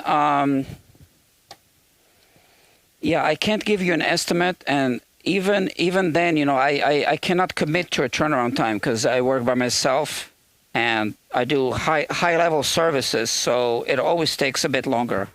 Yeah, yeah. Well, I first of all, I want to help you, right? Why don't we do this? Text me a couple of pictures of the guitar, a few close-ups. Let me see the condition for first impression. Text me pictures of the new hardware, okay? And I'll text you back. But I'm in the middle of a refret right now, so I will text you back within 2 or 3 hours. How about that? Okay. Thank you. Bye-bye. All right. Yeah, that was a caller.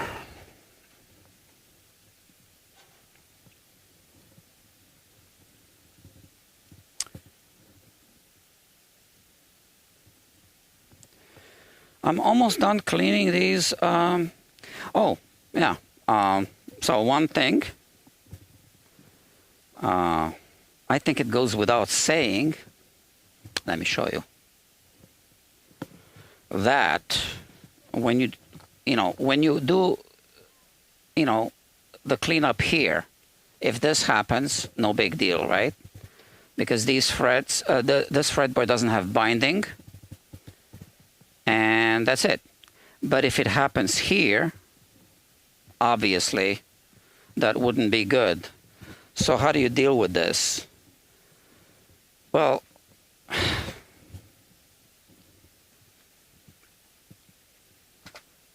how does a hedgehog reproduce? Does anyone know? Carefully. That's it. So I do it carefully. So these are pretty clean now. Okay. And I don't go all the way this way, right? So I change direction so I can start here and end in the middle. Right? That's the way to do it. And I can also put something here just in case, right? Like this. So if this happens, boom, right?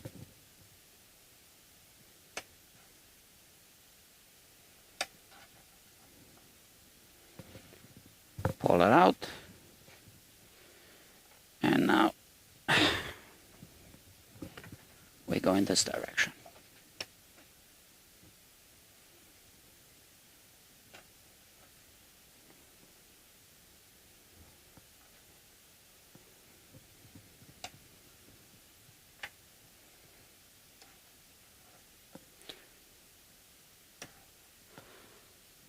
So I can feel that this is clean, right? I can really feel.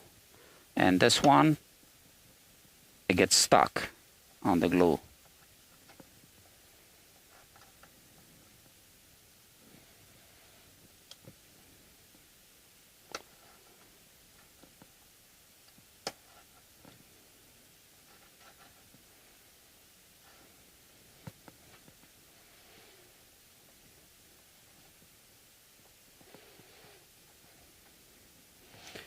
That's it.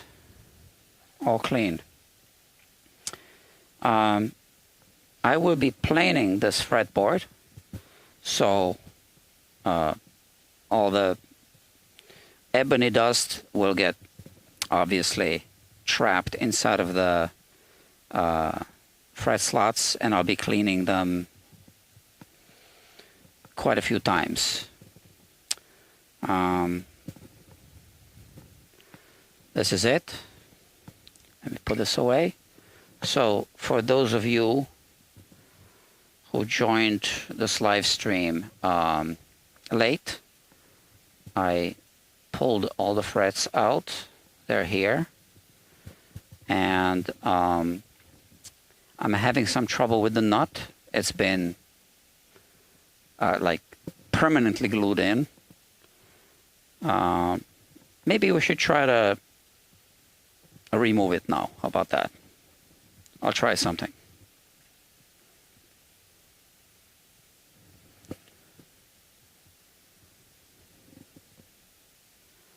So I think that someone worked on this nut and just put a whole bunch of glue to make sure that no one can remove it, I guess. All right.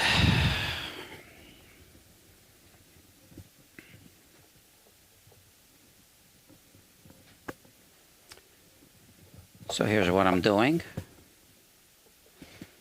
And we'll just put something underneath here. Anything. Like that.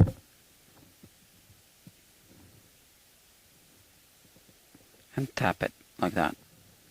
I already try to make an incision here with an X-Acto blade. But, you know, there was a whole bunch of glue squeeze out. I'm basically scraping the glue.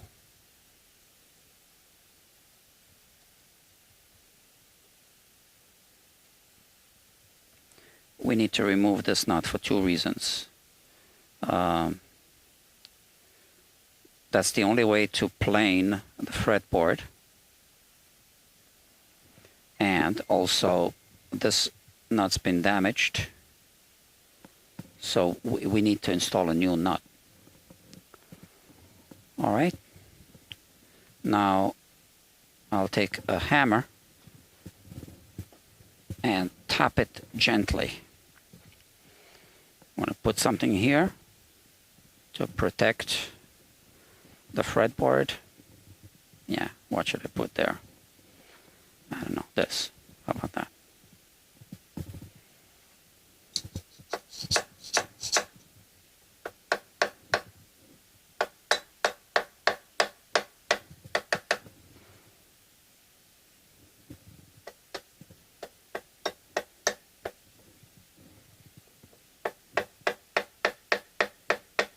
Tap it a little bit. And now I want to check to see if it moved at all. So let's check. Got some text messages coming in.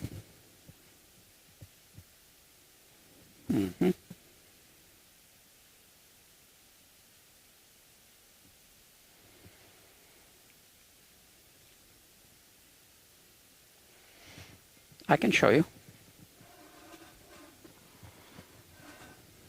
Why not? It's part of the whole business side of it.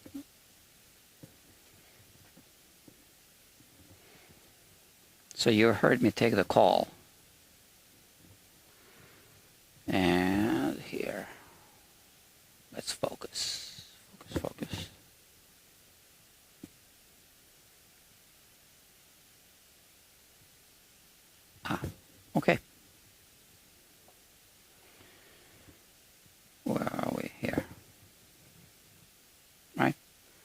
I shouldn't be showing you the number. Sorry about that. Okay, you see this, and these are the images.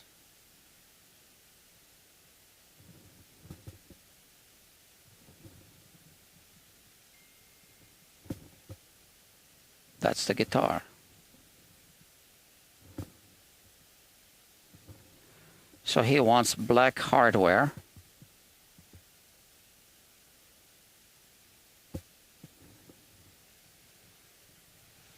Well, this is going to be an interesting project. What's that? That's the hardware.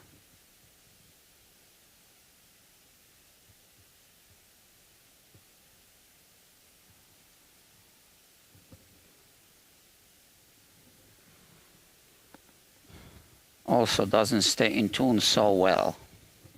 Okay, well, that's what I'm talking about. So he did say he just wants a setup. If it doesn't stay in tune, 9 times out of 10, we need to fix the nut.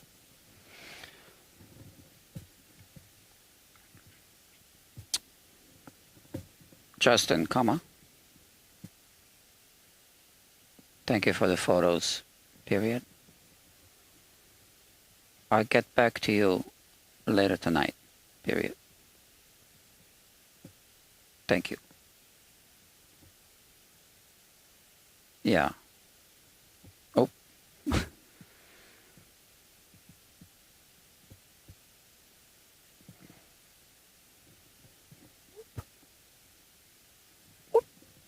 Okay, cool. So, he'll wait. I only got 2 hands. Okay, so let's see if this nut moved a little bit or not. Okay, he gave me a thumbs up. Okay. Let's see if it moved or not. Okay. Here we go.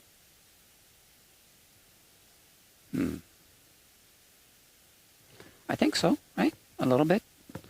This seems like there's a little gap right there. So I have a feeler gauge. Let's see.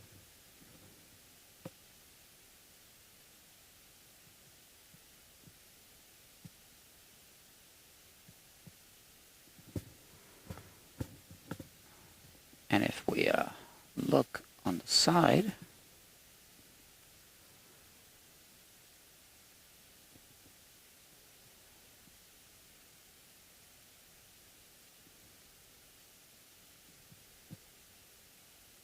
there's a little crack at the bottom. Yeah. Well, to be perfectly honest, I should have made a little incision right there.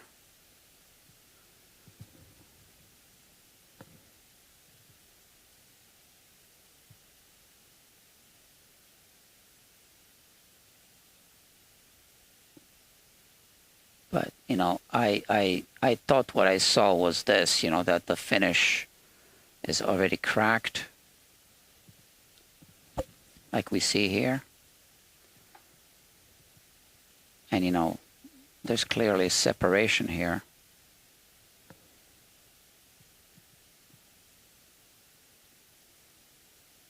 I don't think I need to make an incision. What about the other side?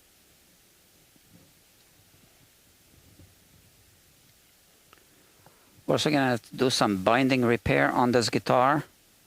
So I'm starting a playlist. Well, I've started a playlist for this project. We can see now there's a little gap right there at the bottom, right? And here, I mean, do I really need to make an incision?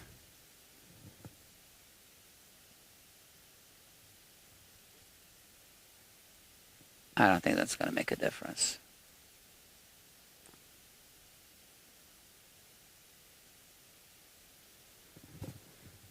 It's not going to make a difference. What is that? Is that skin or is it lacquer?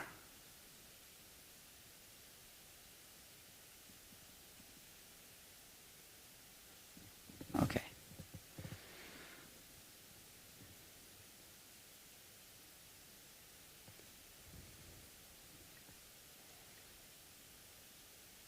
Well, there's a gap between, and there's a fracture.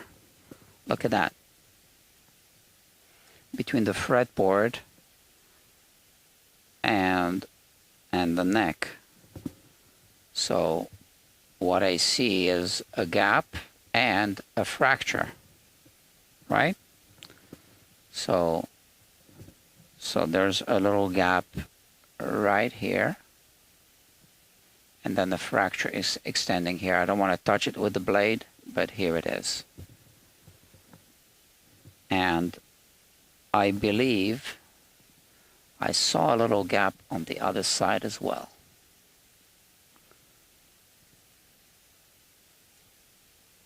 Yeah, that's a gap. We see it right there.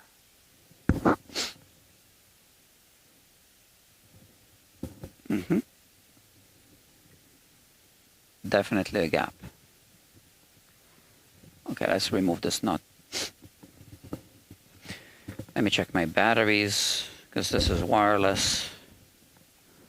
On some of the test live streams, in my business, how do you pronounce your carpetless? Sorry if I mispronounced it. In my business, repair and remodeling, I struggle to cover unbillable hours. We're in the same club. Marking up material helps. Sometimes just need to raise rates and deal with the pushback. Yeah. I raised my rates a few times throughout the, and if you think about it, if you double your rates, you lose half the customers and you make the same amount of money for half the work. So if it works out like that, I'm good with that. Less customers to deal with, less guitars to store.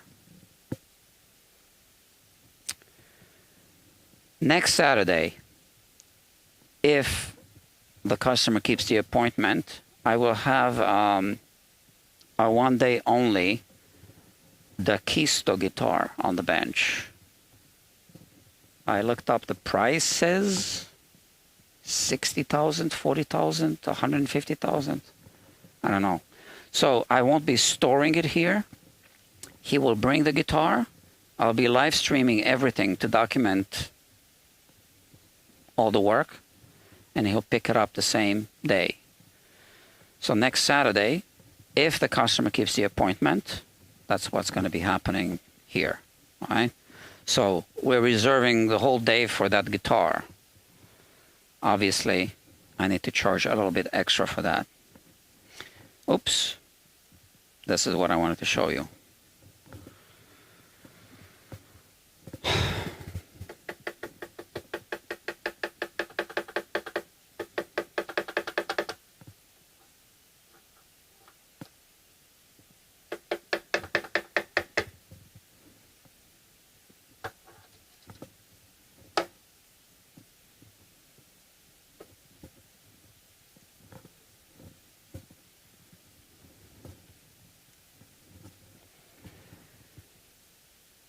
So you see, a nut should come out in a few seconds. So how much do you charge to put a new nut in? Well, if it's going to take me an hour to remove the old nut, I should charge a little more.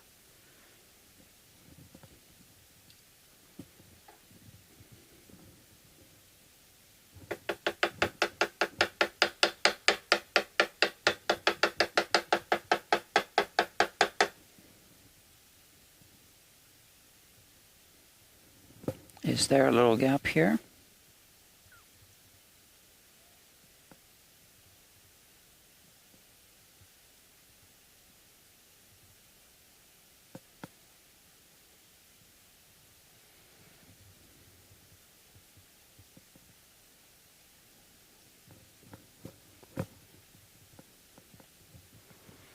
Now I want to push it in this direction. So hopefully that lifted it a little bit. And now tap.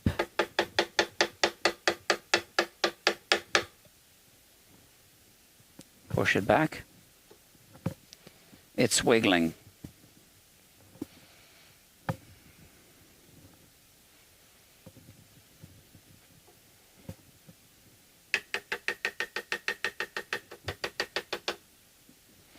So when you wiggle it back and forth, sometimes you keep increasing the gap, right? Hope that makes sense.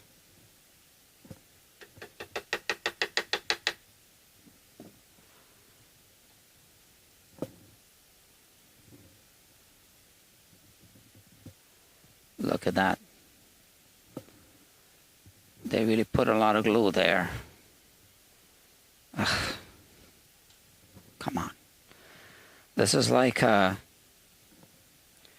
putting epoxy or super glue, whatever, on tires. So when you need to change your tires, you need to rebuild your wheels, your rims. So obviously now we have all this tear out, okay? So this wood should be there, but it isn't there anymore. Yeah.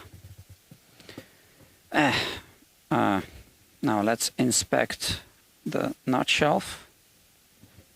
Let me put the hammer away.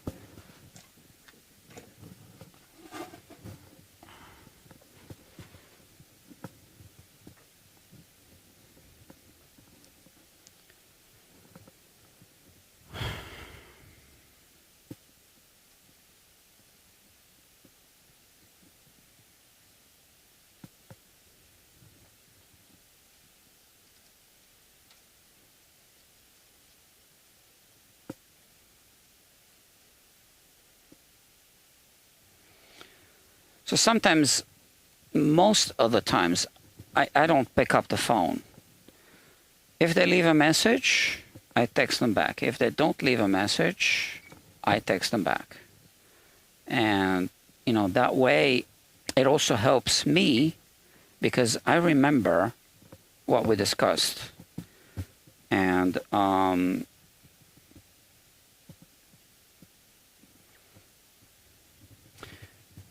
my goal is to have a 3-minute conversation with a customer just about how we can work together.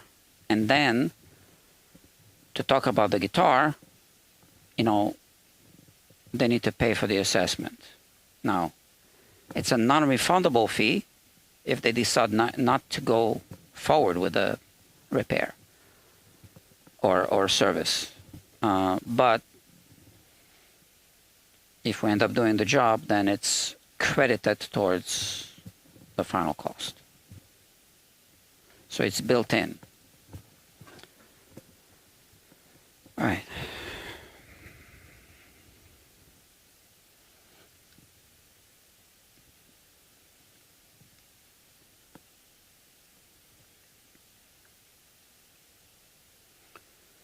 So we have some glue left here.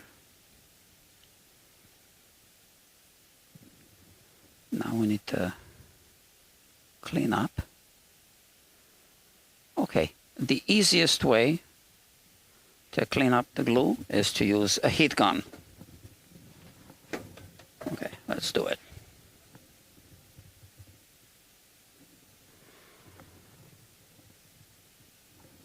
And this chisel.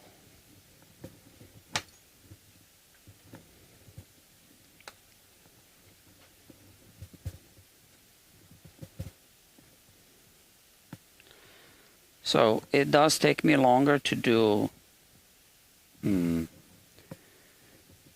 streaming, obviously.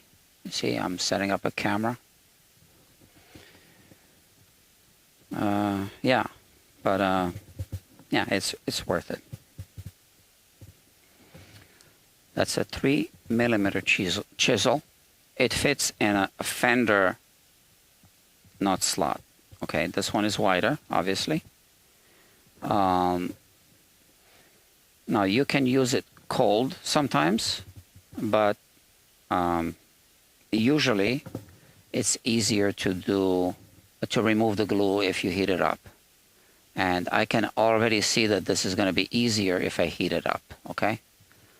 So let's start here, maybe. How about that? I have the heat gun. Let me put the cable on this side. And I just turn it on. That's it. Now it's blowing hot air.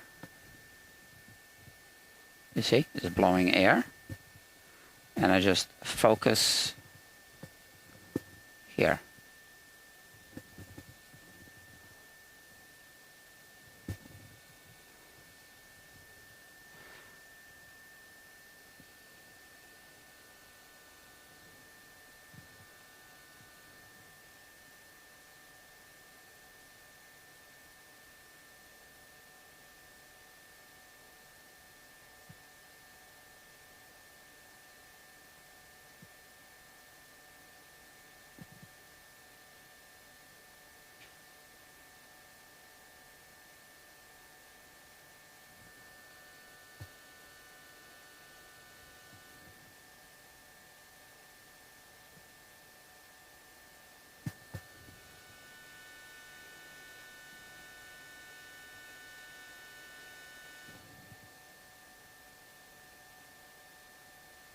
You see that?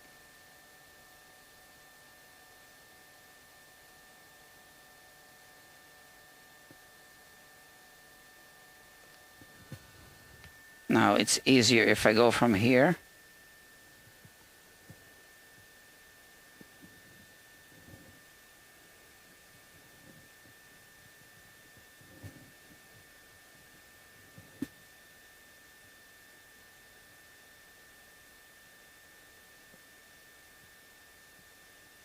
Well,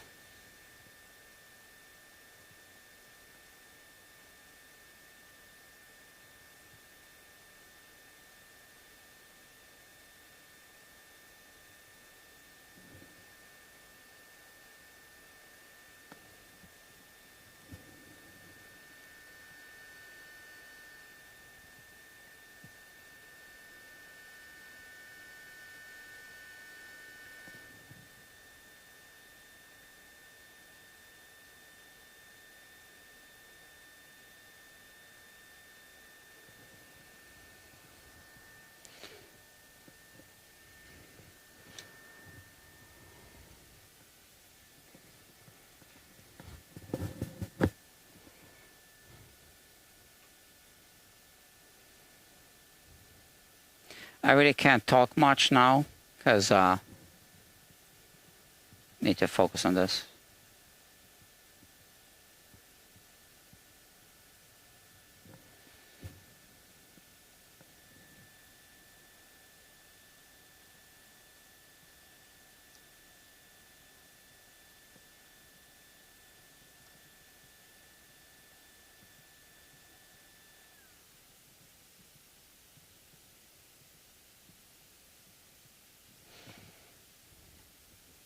Ah. Oh, nothing.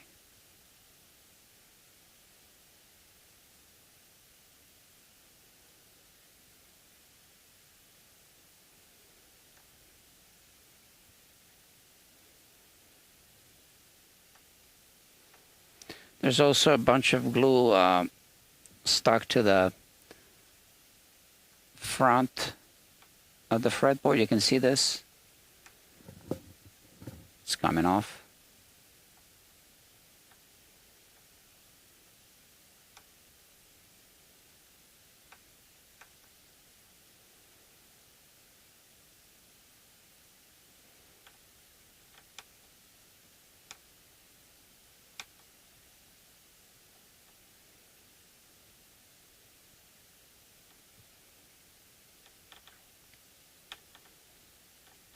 You see that it's white, right? Ebony is black, so that's not ebony. I'm not scraping the ebony. That's glue. Now here's a small piece of ebony right there, right? Well, it's going to happen, right? Another small piece of ebony right there. Right there. Okay.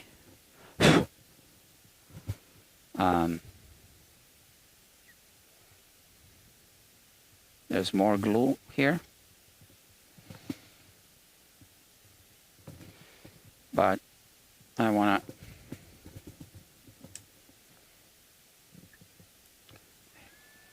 to warm it up.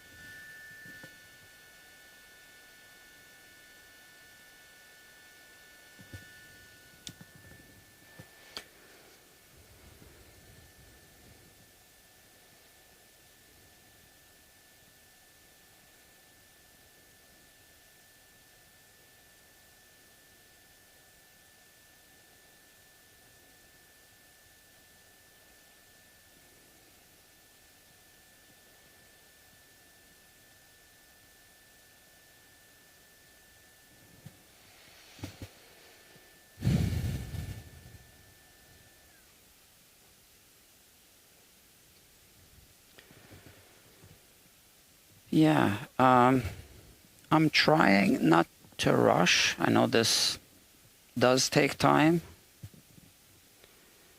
And this live streaming does have a psychological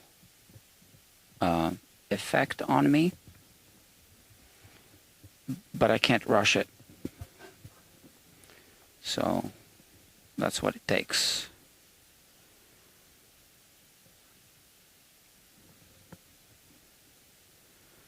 There's a whole bunch of glue everywhere.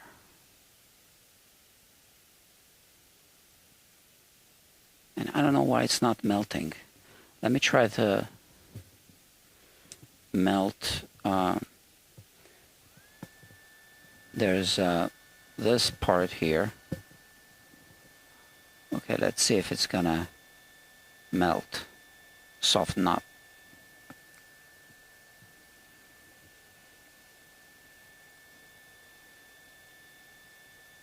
Oh yeah, look at that. It does get soft.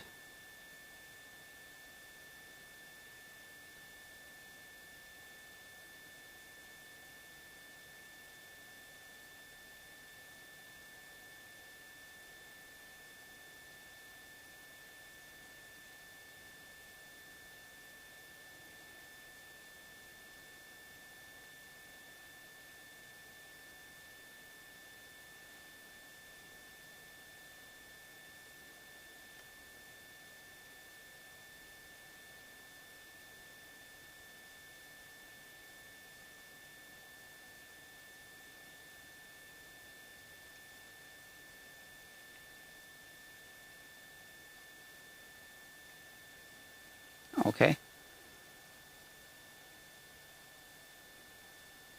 Now it's like a booger.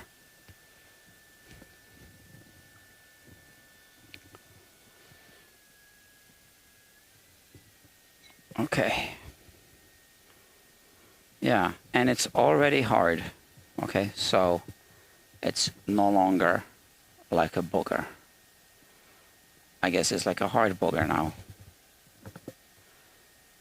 There is such thing. Okay. Okay. There is a whole bunch of glue here that I need to remove. And same on this side here. Okay. And it's important to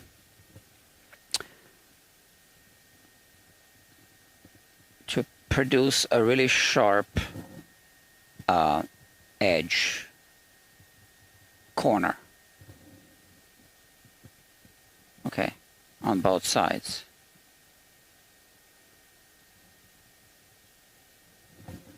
All right.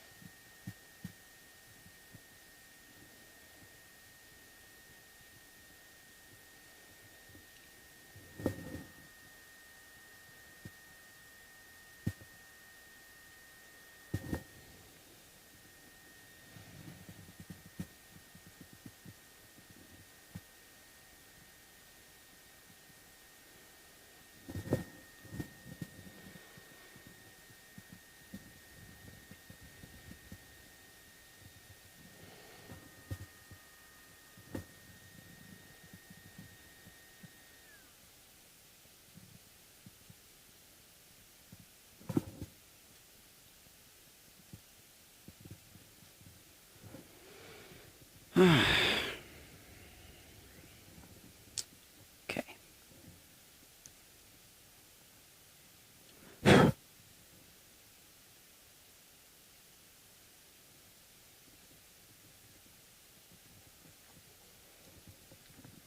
All right. Let me check my battery, because this computer is a laptop. Okay.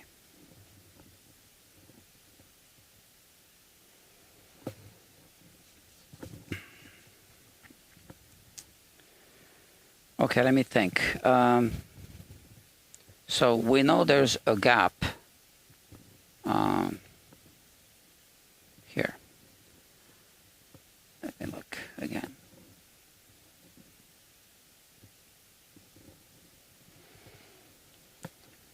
So this little gap, if this was a pre-existing gap before this person reinstalled the nut, then there's a likelihood that this glue at least partially went in this direction, right? The squeeze out throughout. And in that case, yeah, I think this will give me some trouble now.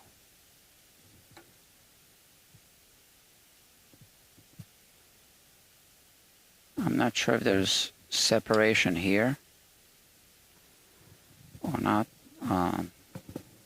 Let's see.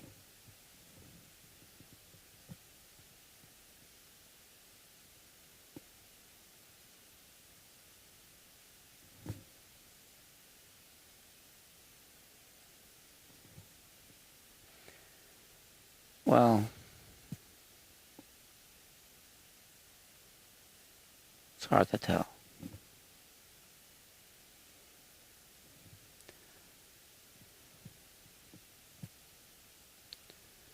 What about this?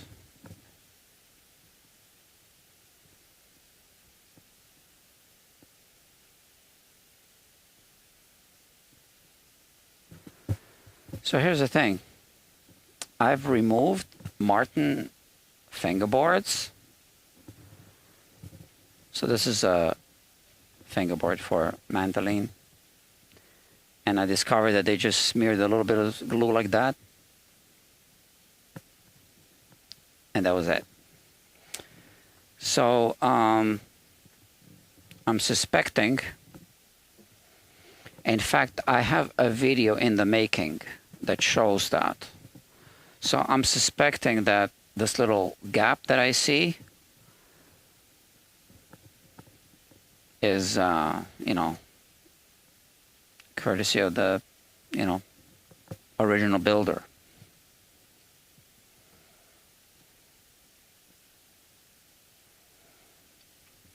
So that's something I need to think about. How to best handle this. But we won't be removing this fretboard for sure.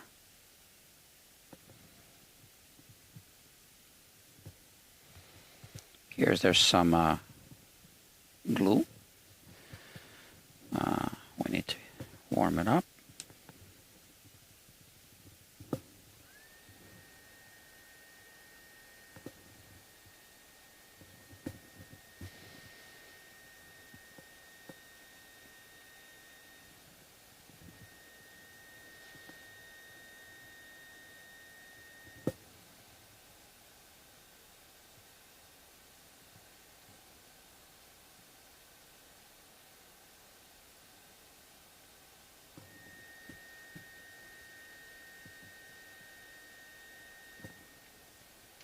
Why isn't it getting soft?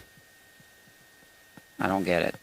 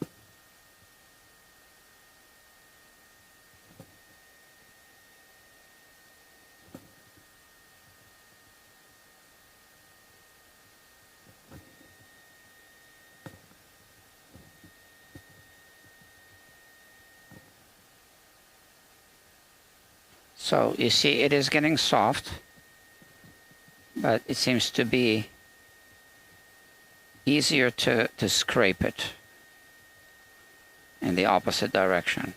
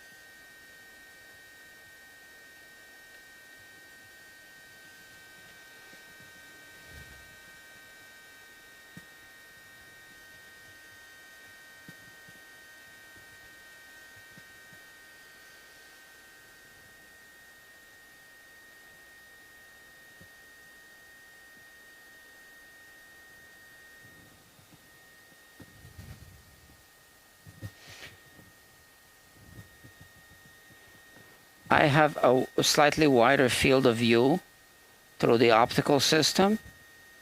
The camera crops it, so I see a little bit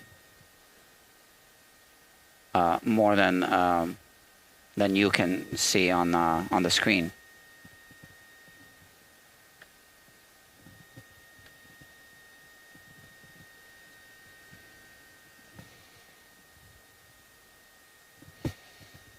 Okay.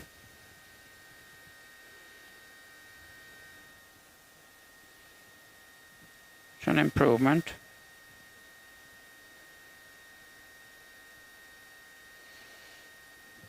It's shredding the wood a little bit. You know, that's mahogany.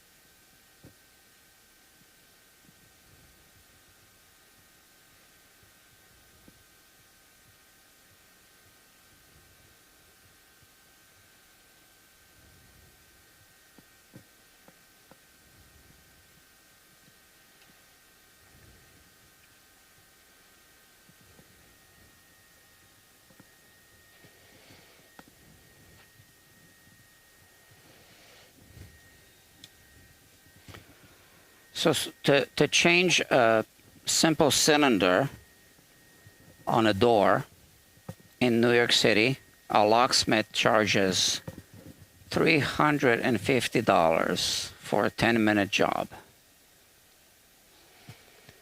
All right. I mean, they do need to come to the house.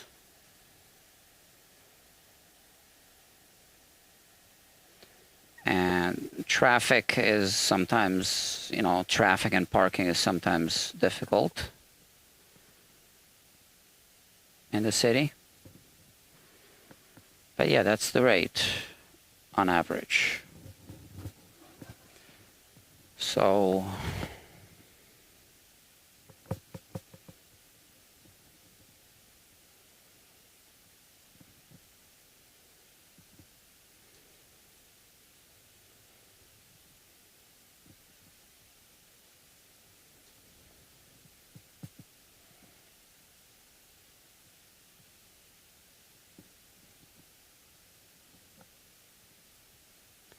So using the chisel is a good option because you can hold it flat against the surface and just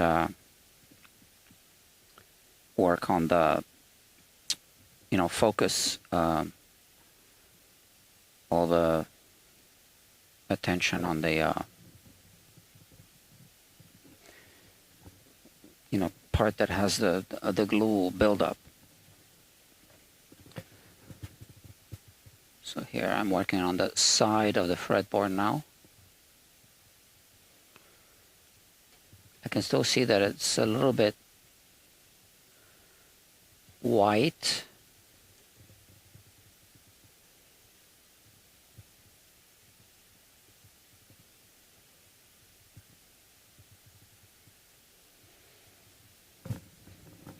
All right.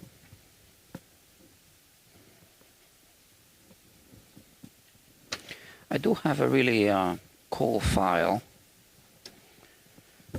Okay, you can buy this on Amazon. It's I'll show you. The Fret Guru fret file. Okay, that's used for fret ends. Okay, but you know, it's a file, right? So you can, you can use it for other things.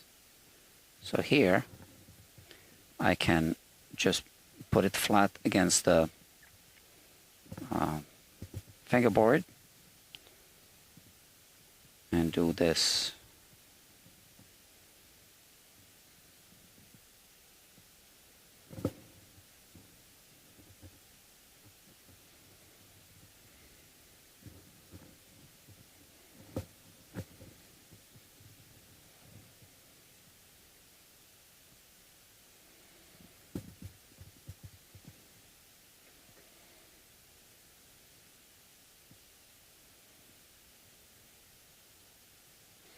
And same with this side here,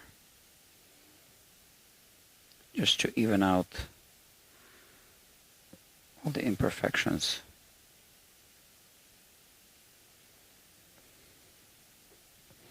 Clean the file.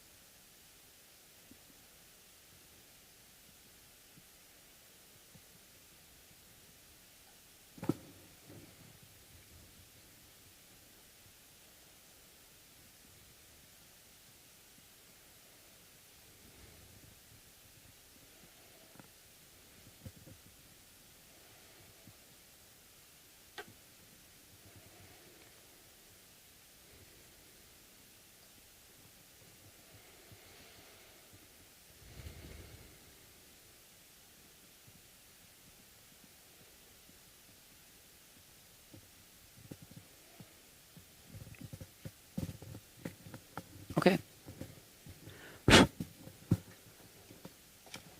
Okay. I think I'm gonna wrap it up.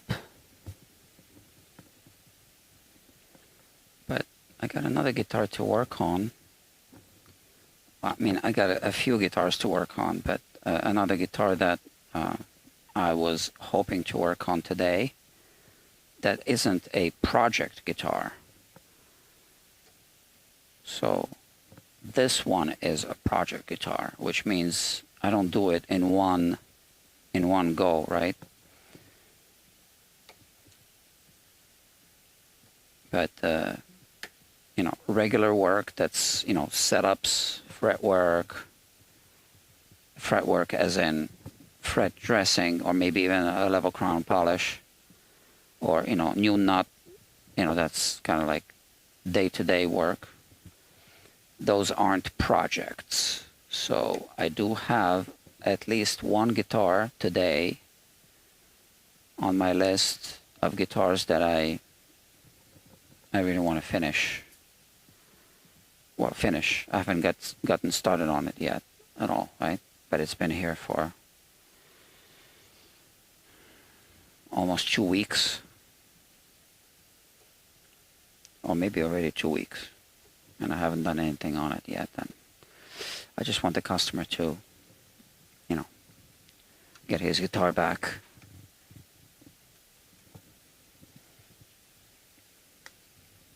Okay. So what I might do is take a break and do another live stream in, I don't know, in about 15-20 minutes. Maybe.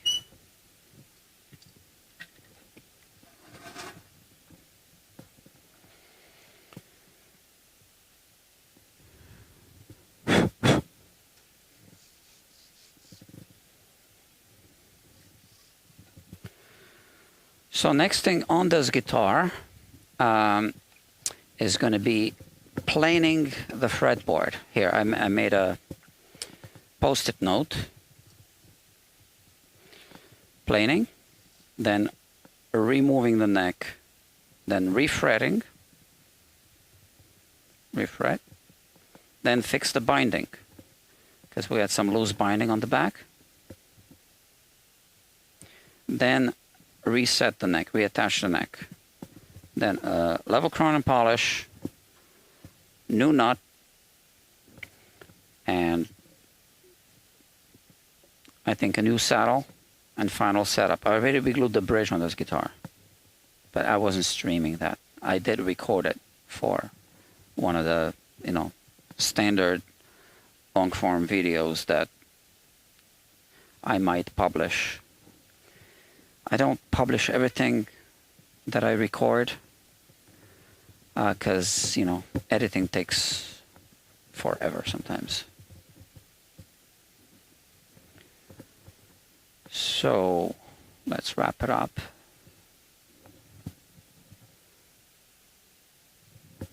So like I said, I might be streaming the other guitar. It's an Epiphone Les Paul.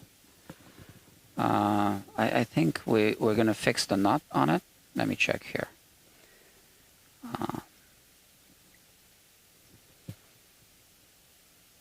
Urgent. Okay, what are we doing? Yeah, we're going to fix the nut. We're not going to change the nut. We're just going to fix it and do a premium setup. Okay. Epiphone Les Paul standard. Okay, friends. So thank you very much for participating. This is the first public live stream, so you are making history. Public live stream on this channel. I have a whole bunch of pre-recorded live streams. I made some of them public today. I thought it was over 65. It's actually over 75. So I am not going to make all of them public because some of them had some technical issues. But yeah, I'll slowly release them.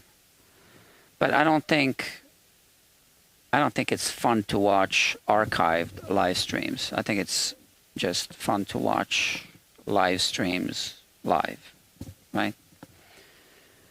All right, I'm kind of tired, so I need a break, and then I will put the other guitar on the bench. Thank you very much for watching. So if you wish to subscribe to this channel will only have live streams. The main channel will not have any live streams. It'll just have the regular content. Just keep it separate. Okay? Thank you, and let's talk soon.